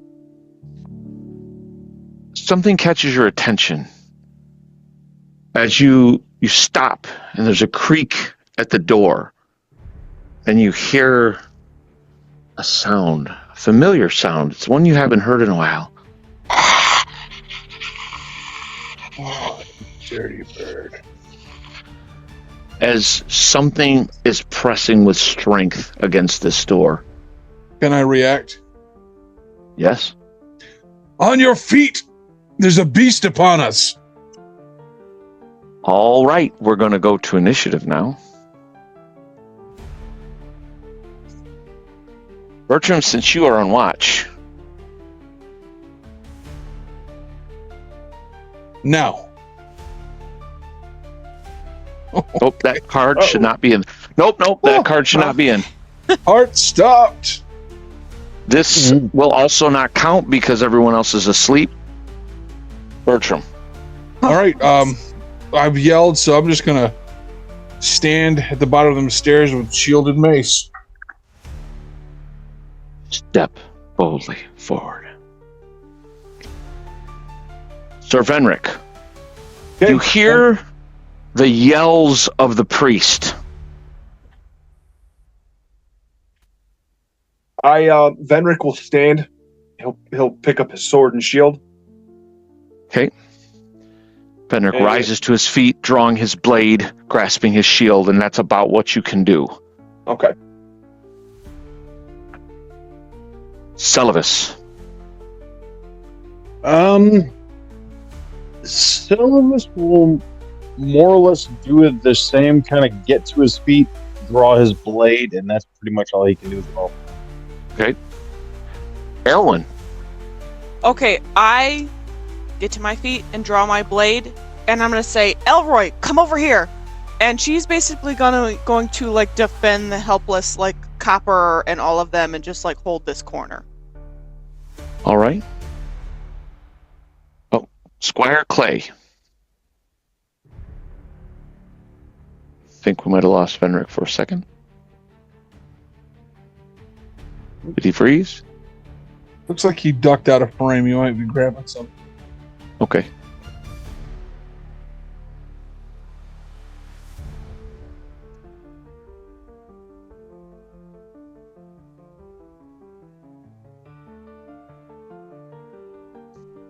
Sorry, guys. Had to put Oh, one good. of the kids to bed. Clay will go stand. He will go stand. Actually, he'll stand and pull out his spear. Okay. He stands up, grabs his spear. As Clay does this, I'm going to say that Elroy kind of like gets up, grabs the snatch, keeps the cloak around him, and he runs over by you. Daisy's trembling. She's behind you. Brixus kind of crawls out of the bed. What is it? I don't know, some sort of beast. He flaps to your shoulder.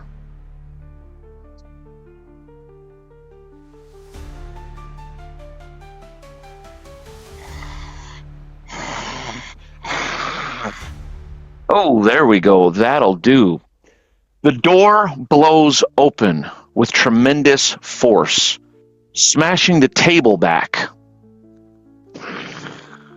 Almost comes down onto you, but not quite, Bertram. As the door is blasted open, you get a dim view of something that smashed it, but something else leaps over top right onto you. And there are two of these things coming at you, Bertram. But this round, only one. And it is one of these things that attacked you on the road. Seems like a forever ago, but it was just a couple weeks back. And this thing, it leaps upon you with its claws. Well, that is a 21 and a nat 20, Bertram. Does this seem familiar? Both hits. These are the cleric killing beasts. Okay. The claws slam into you. You take a total of 6 damage as this thing slams into you. Are you still on your feet? I am. That you hold your shield up and it bounces back at the top of the stairs. And we go into round 2. You guys see this nightmare. This simian monstrosity is roughly the size of a large man with massive hands and an impossibly wide mouth full of jagged, razor-sharp teeth that seem to be stretched wide like a grin. A long, prehensile tail looks as integral to the creature as its other limbs, and it uses arms and legs interchangeable, seeming to often plant itself on a single hand or foot, although it's hard to discern the difference. Serrated spines run down the hideous thing's back, and its eyes are as black as night. All right. Celibus. All right. Celibus is going to rush forward and stab this thing with his silver short sword. Celibus rushes the beast.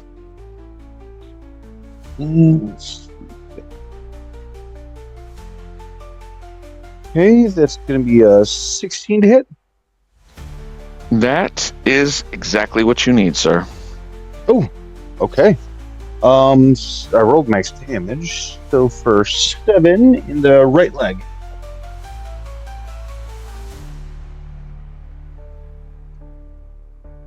Okay, hold on a second. How much damage? For 7. 7. Okay. All right. Celibus lunges forward with his blade, stabbing it in the leg. It's so focused on Bertram that it screeches in pain. And then he is going to drop back 10 feet. Yep. Brother Bertram. Brother Bertram's going to call upon his holy symbol, activating the light, and swing at this thing. Okay. Light, help me! But no, that hits a 4. That is a miss. Squire Clay. Spear in hand.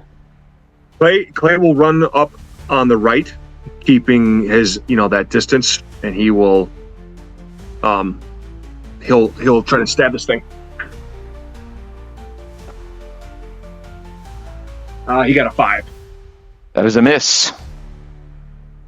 Vrixis, the Dragonling. Yeah.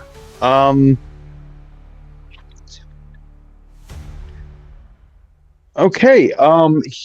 Vrixis, with his fly speed, he's going to take flight, and I believe he should be able to do this. Correct me if I'm wrong, DM.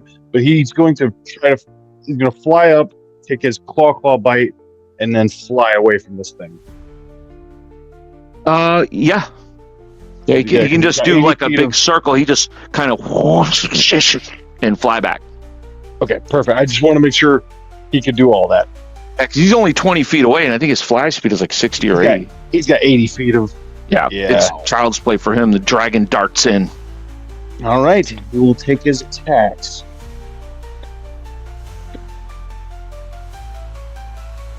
Ooh, the bite was a nat 20.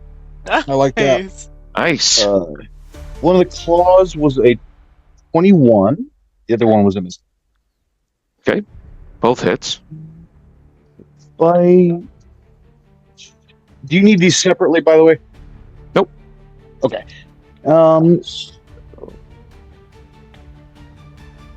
For a total of 6 points of damage Nice. Nicely done. in the torso. He rips into this thing, as luck would have it. Right, this one has got to.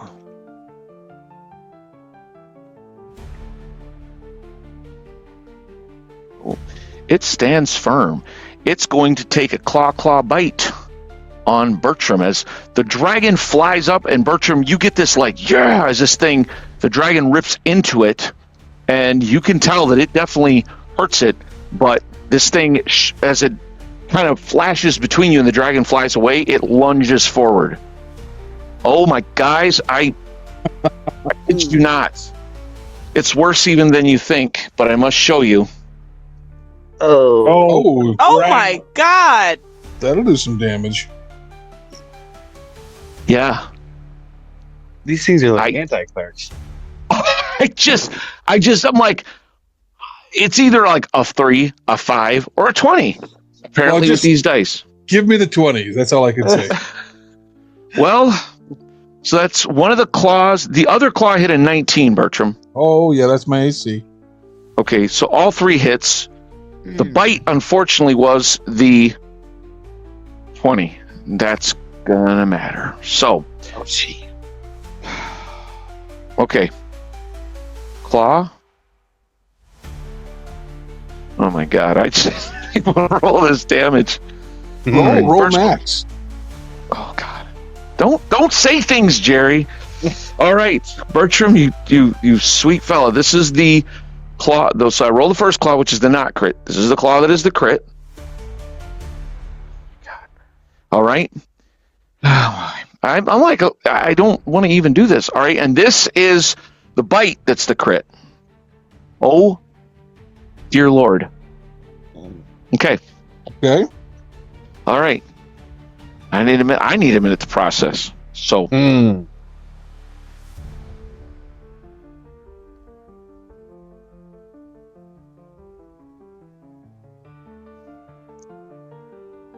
I can take it. 34 points of damage.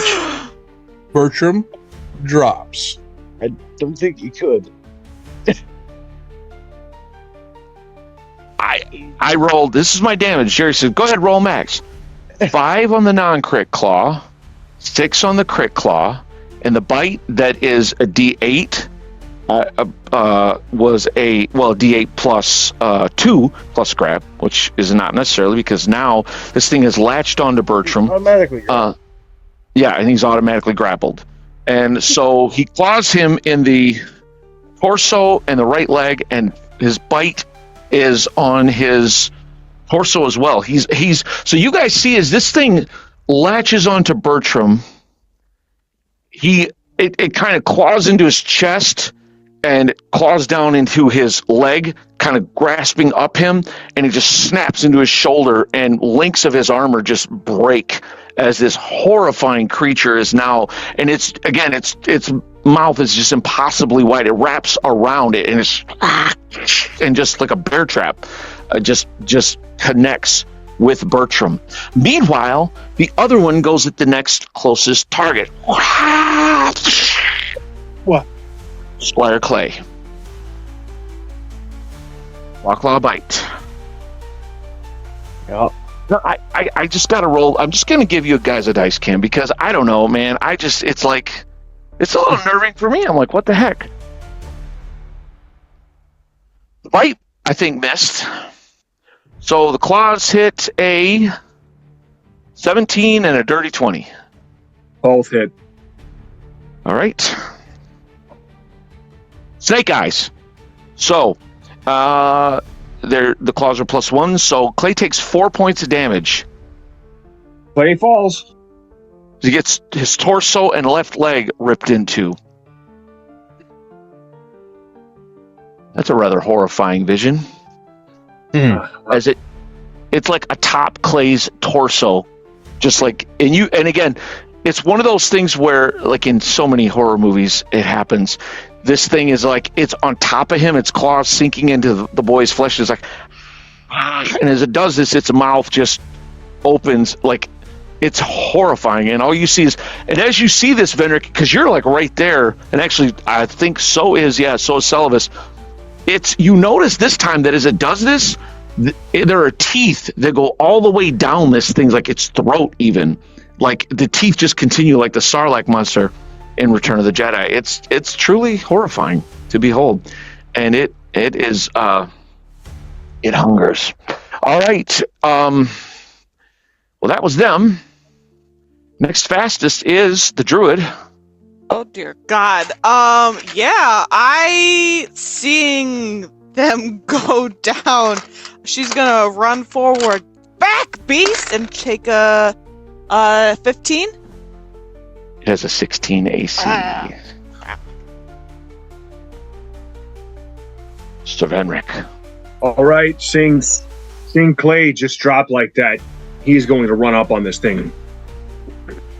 Clay, no! He'll swing. Dirty 20. Oh, that's a hit. This is the untouched one, however. That is 10 points of damage in its left leg. Dang. Good damage, though. All right, let me keep track. 10, so take it down. Whew. All right. Next round. Let's go back to you guys calling it, because this is a big one. Stop. Rixus. Okay. Yeah, Rixus is going to do the same exact maneuver, but just going the opposite direction and ending up on Celovus's left. He's Okay, going to kind of still on the wounded one? Yep, on the wounded one that he did before. Diving in with claws and claws and teeth extended, and What a horrible place to fight a battle, you know? I know, right? In a little prison. No.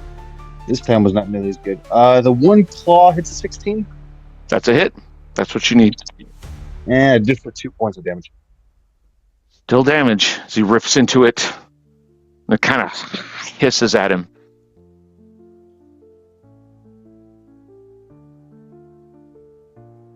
Brother Bertram,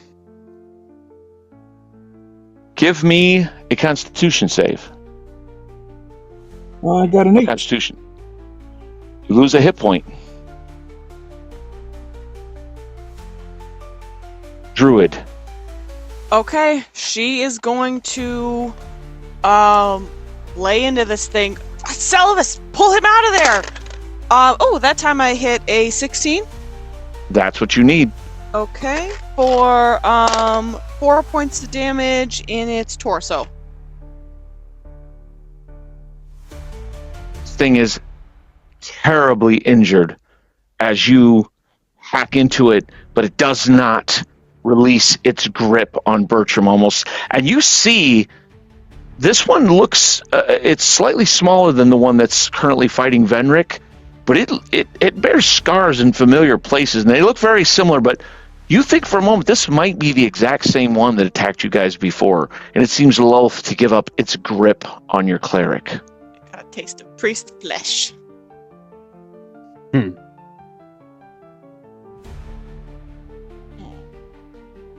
Go. It will,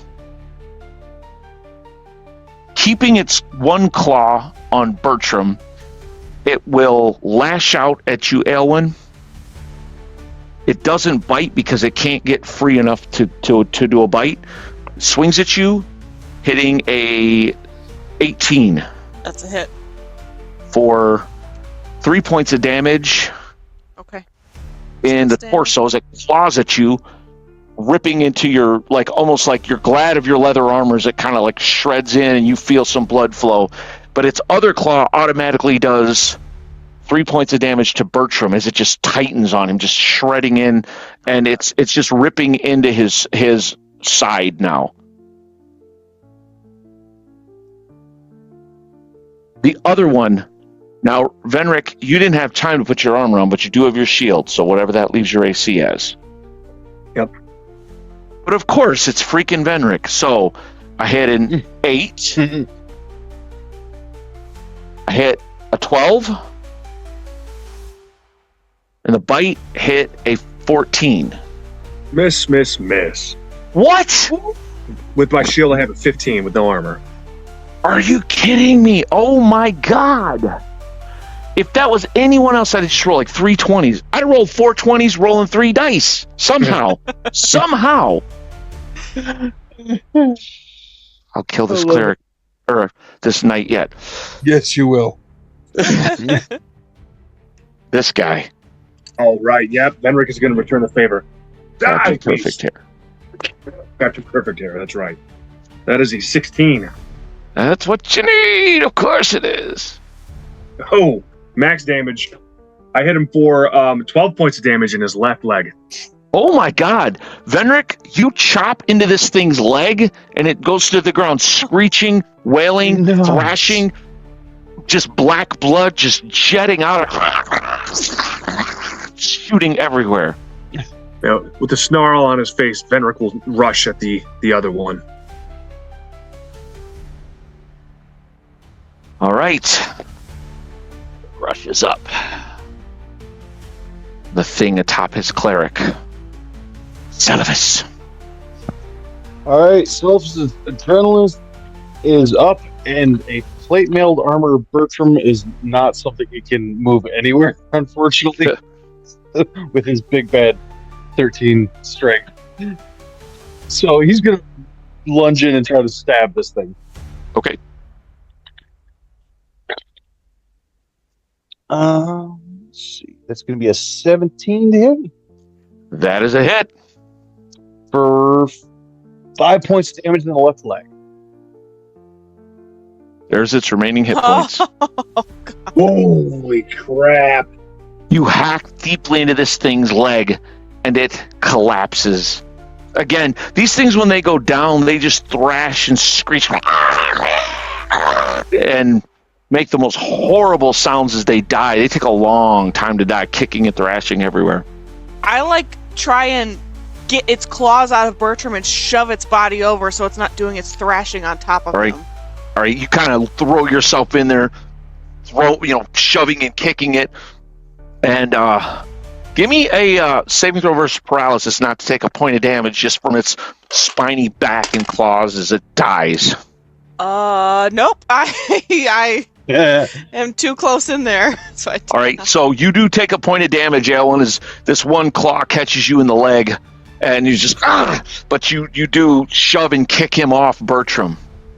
Okay. And as she's doing that, I'll pull a potion for Bertram while she's trying to get that thing off of him. All right. Bertram, you will get back only 3 hit points. Unfortunately. What were you down to, Bertram? Oh, I don't know if that's going to work, guys. I'm at negative 31. Negative 31. Negative 31. You go to pour the potion down his throat, Celibus, and you kind of, like, Aelwyn almost waves you off. She's like, stop, wait, realizing how still he's gone. And Bertram, this thing it's ripped so deep in him, and Aelwyn, as you're kind of looking, it's this horrifying wound that you take a minute, you realize that the whole time it was clawing, it was like its fangs were just sunk right here into his shoulder, just ripping. His collarbone is broken, and he's in bad shape. Well, Brother Bertram, we're going to have to roll on our injury chart for you, sir. Alrighty. Now, this is you might as well bring your smiling face back on the screen because I want to see how happy you look right now. And you've never suffered one of these, I believe, yes? Right. So you roll with advantage. D6? So, yep, D6, but you roll 2 of them and take the best roll. 6 being the best. I got a 1 and I got a 5. Woo! 1 would have been slain. 5 is a war wound. Whatever body part has been struck suffers a lasting injury that leaves a permanent scar. So, Bertram, you have on your, what did I say it was, left shoulder? I can't remember. I don't remember either, actually. We'll say, I think it was the right. We'll just say it was the right. It came around your shield, unless, again, later in video we find out that I'm wrong.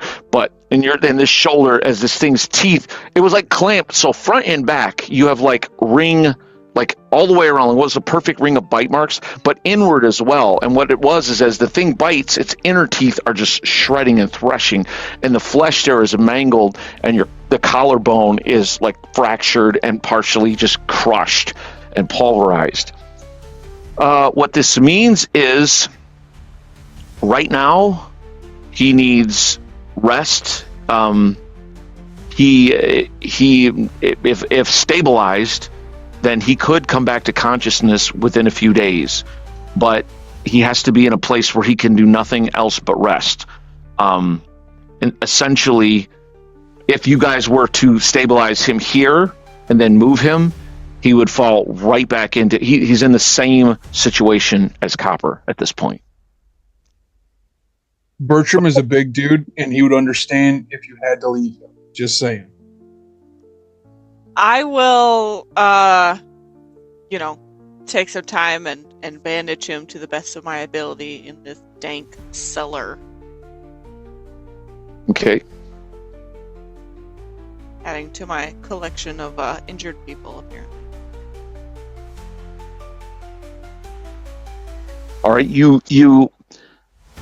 you go over, you begin to tend to him. You realize that one of the best things you can do for him right now is give him a healing poultice. I do it.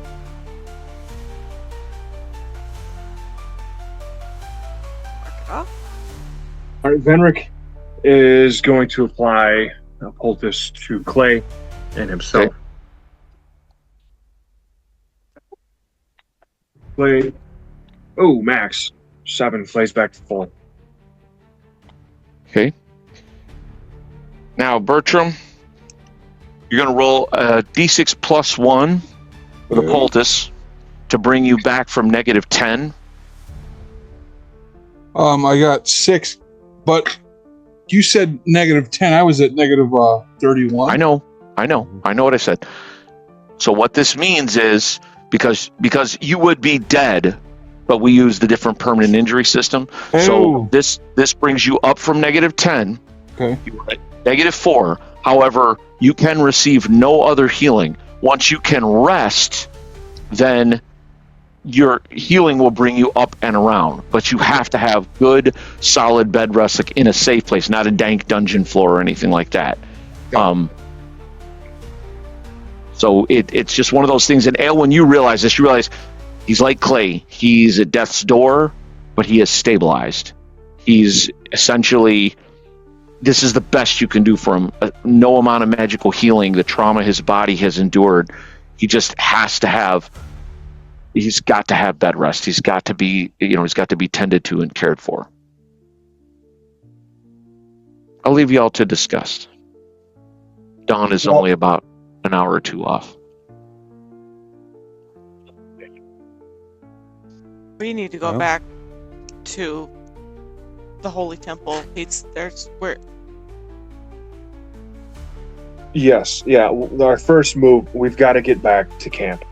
As soon as it's daylight, we need to figure out how to get...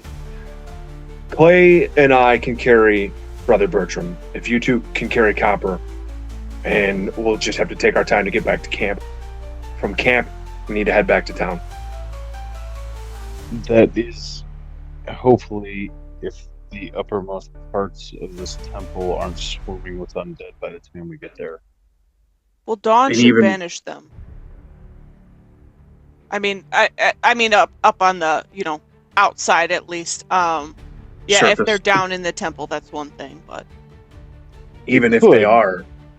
It could, however, that is not the thing with zombies, Aelin. That is a vampire problem. We have.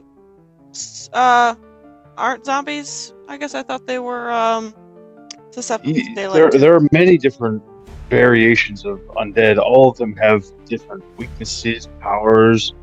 Unfortunately, many of them are kind of insane, and I would want to deal with most of them. Why didn't they attack us then when we first came up that hill? Was it to wait for the vampire to come in, them to go out? That's the only thing I can think of. But much of this doesn't make sense to me. If that is in fact a full-blooded vampire, then why would they be staying in this graveyard? Why would they be working with this priestess? None of this makes any sense. I don't even, if I'm being honest, I don't even believe that's a vampire.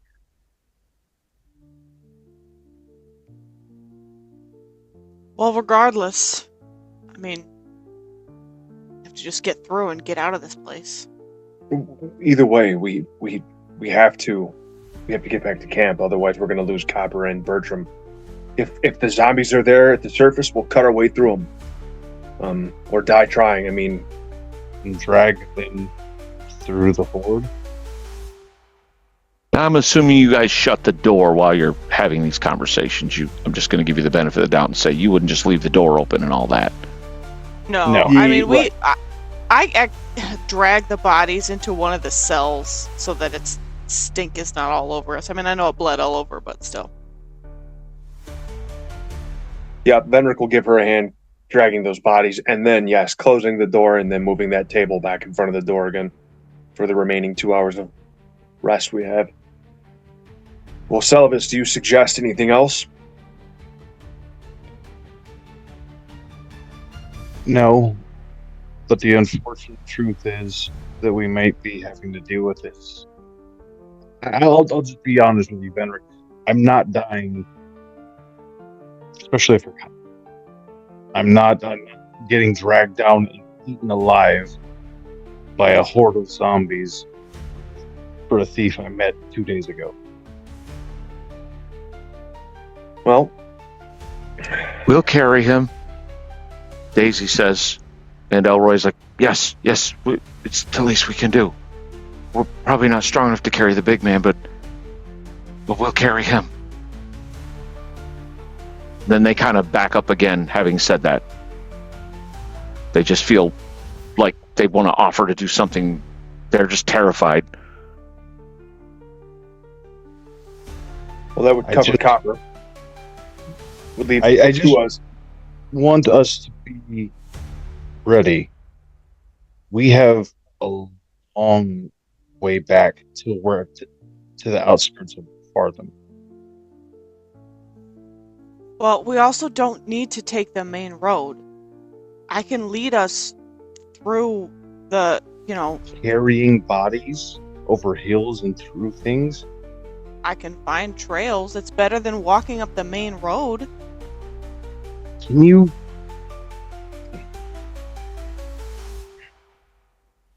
Celibus, if you feel you need to bolt at any time, I won't think any less of you for it. But I don't. This is the only way. It's the only way to attempt for sure. I'm just letting the both of you know that if we come down to it, I'll fight to the last. But I'm not dying here. This is not my cause. I'm trying to help the people of the temple. But I'm not dying here. This is not my orders call. I understand that, but I don't know how much choice most of us get about how we die. But At that, Are not wizards. Venric will turn to Clay and he'll say, listen, Clay, when we get to the surface, if we are in combat, if I fall and Celibus leaves, go with Celibus. Go back to town. Sir, I'm not leaving you. I don't I want you can't to leave you.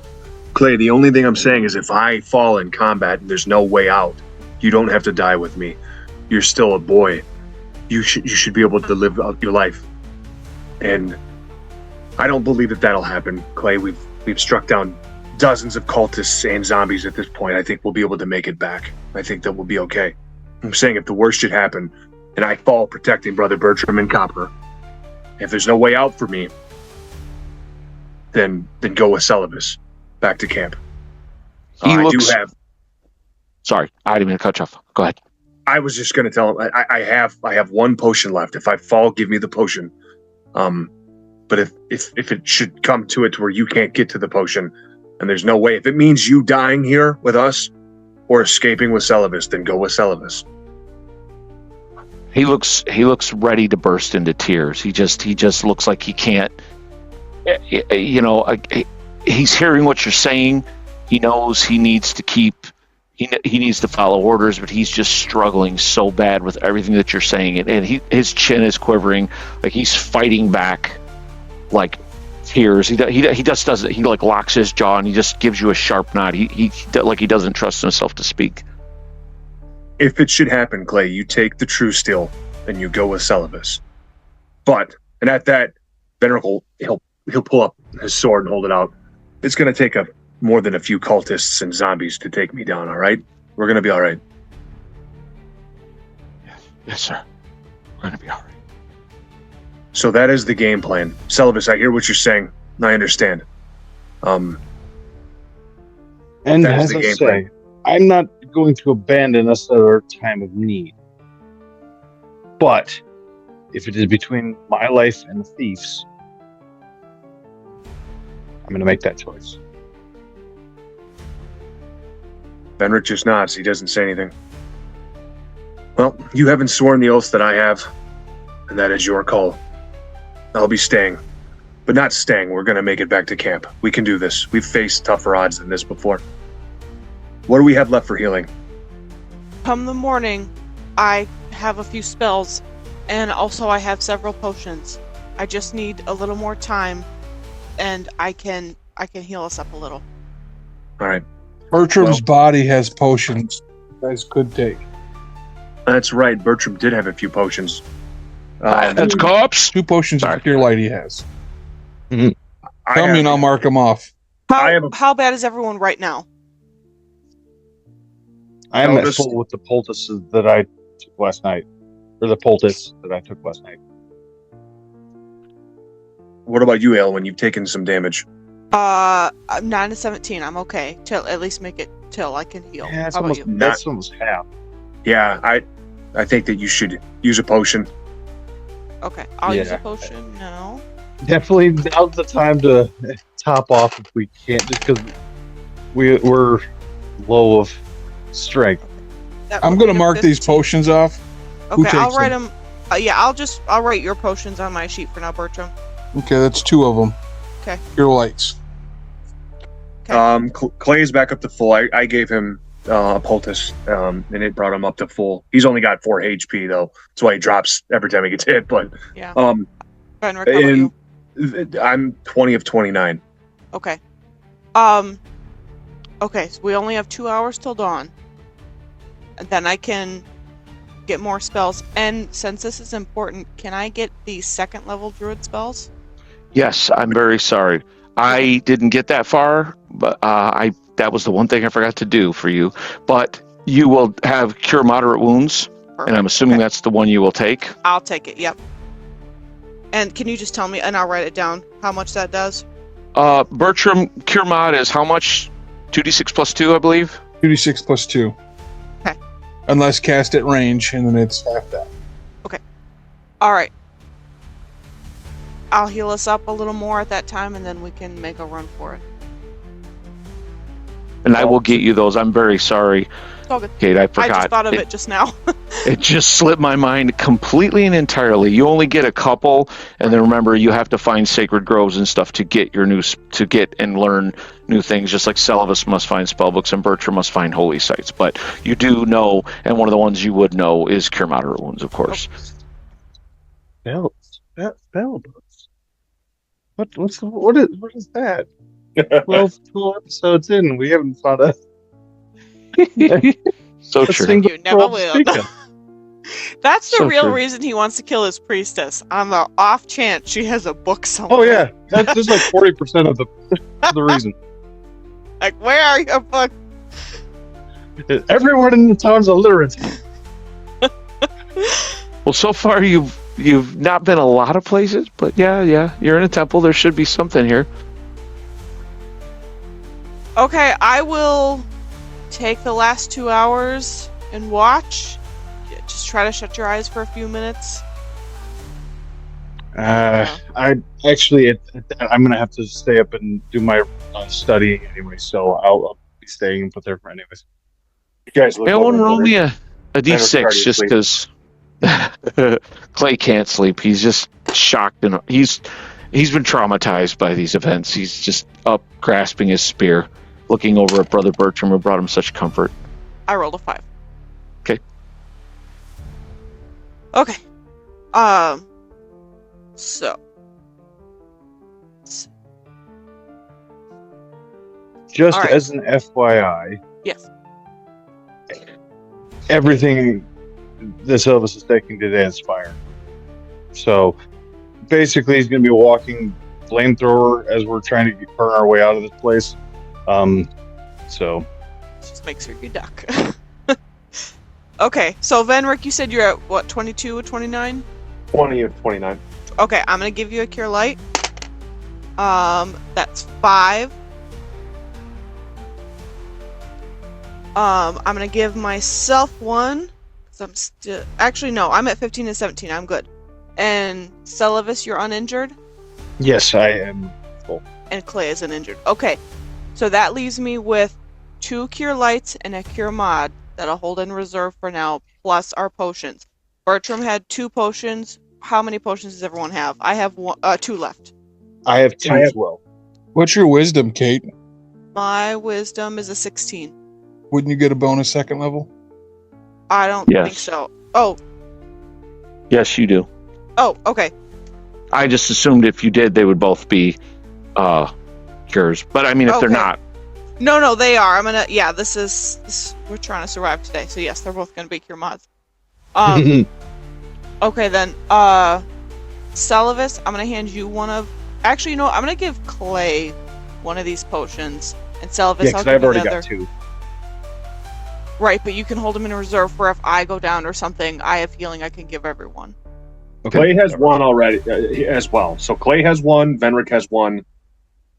Okay, then then- I'm gonna give Clay, or I'm sorry, Venric another one if he only has one. Good idea.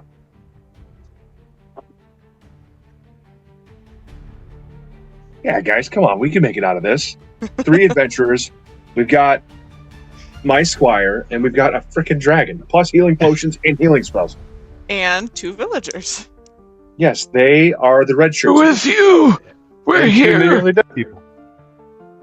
Okay, so I'll look at the table and see if we can rig something to carry Bertram on it.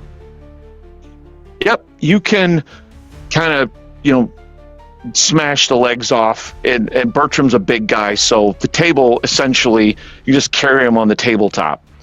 If, you break the legs off and just use the tabletop as the stretcher. Whereas Copper is in kind of the makeshift thing you guys lash together. Bertram is twice his size almost, and it just is basically, so the villagers have Bertram, who is going to carry the big man, who's 6 foot, I don't know, 11 or something, 912 pounds. 6'6". From the introduction, 6'6" and like 280, 260 Let's see. without Armor armor. marked down. Oh yeah, with armor. 6'0", he's 290. 290. He likes So those, he's well over 300 pounds Oh, with he gear. likes those muffins from the temple. It's some of it's muscle. He's a big man. Cardio's not his thing though. Like right now, he's not even injured. He's just tired. He's just really, really tired. Just keeping his eyes closed. Let them carry you. It's okay. No, he is very pale and very still. It might need to be Venric and Clay. what's Clay's strength? 100. Clay, well, he doesn't have. He doesn't have the. He's just +0. Okay. So, but I mean, he's strong enough to carry an end. It's going to be backbreaking for him, but he can do it. You got it, sir. Oh. Put that cleric on a diet. Clay, if we come into combat, stay with Bertram. Just watch his body. Want me to take point since you'll be carrying him and can't hold a sword? Yeah, I think so. And if anything happens, we'll set him down, and I'll join you as soon as I'm able to in the fight. So Elwin has point. That or you and Celovus carry Bertram, but I don't know. He's pretty heavy. Could we? I mean, my strength is a 13. That was mine. At least You guys could. You could do it should you wish to. It's heavy, but you could do it. I would say not. The only one of you that could carry Bertram, and it would his speed would be to a crawl, would be Venric, and it'd be like he'd be dragging him. Yeah. We could do that, Fenric. Maybe so No. you're more free to defend us. Yeah. That way, if anything comes out, okay. That way, we're not Point on it. just because with my armor, I'm able to take the shots. So if anything happens, I can stall whatever it is while you two. As I take an end of the table. Your back's like, oh. Ugh. And like Here, you see Rick just like grabs the one side of him, trying to like You're, laugh. pushing up. Benrick goes, here, you guys take this too. And he takes his backpack off and puts it on the table. Dumps it on him. All right. So, yeah, So we're it's going to Venric followed by who? play. Clay, followed by. Then me, Aelwyn and then Celovus at the other end, and then Aelwyn, the Birch. villagers. Yep, and then the villagers are carrying. Gotcha. All right, Sir Venric. They're pretty certain dawn has come. Aelwyn communes with nature as best she can down in these dank, squalid cells. She feels within her that the sun has risen in the world above at some point. Benrick will put his armor on. And yeah, he'll kit up. And once we have the, the table is now used as Bertram's stretcher. So we'll head out the door and down the hall, back towards the stairs. We should get a couple villagers right quick. Because they're. Close eye out, Venric, please. Put What'd my you armor say? on too. I said keep a close eye out, Venric, for traps. Benrick's like, I'm Please, sorry, I'm distracted. Use your eyeballs, please. I I just saw a squirrel. Were you saying something? What's a squirrel doing down here? Hey, get out of here, critter. It's dangerous in these parts. I got a couple villagers that they're. Boy, what a pain train we have here. mm-hmm. If you have to leave me, I'm not going to be mad. Well, Celovus DM is is- all for that. Yeah. Bye! Yeah. Unfortunately, it is part of his thing. Regardless, it is not his main. Like, he's not dying here for it.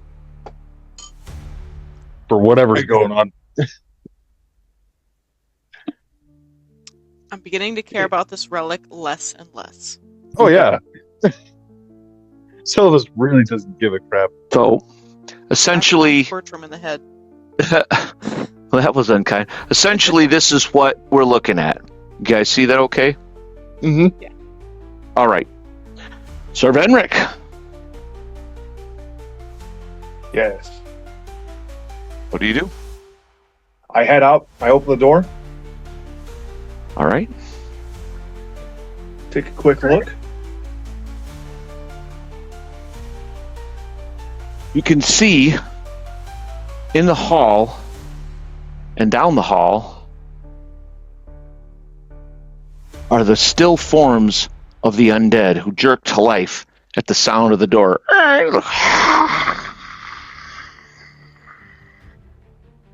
And that's where we'll call it. Oh boy.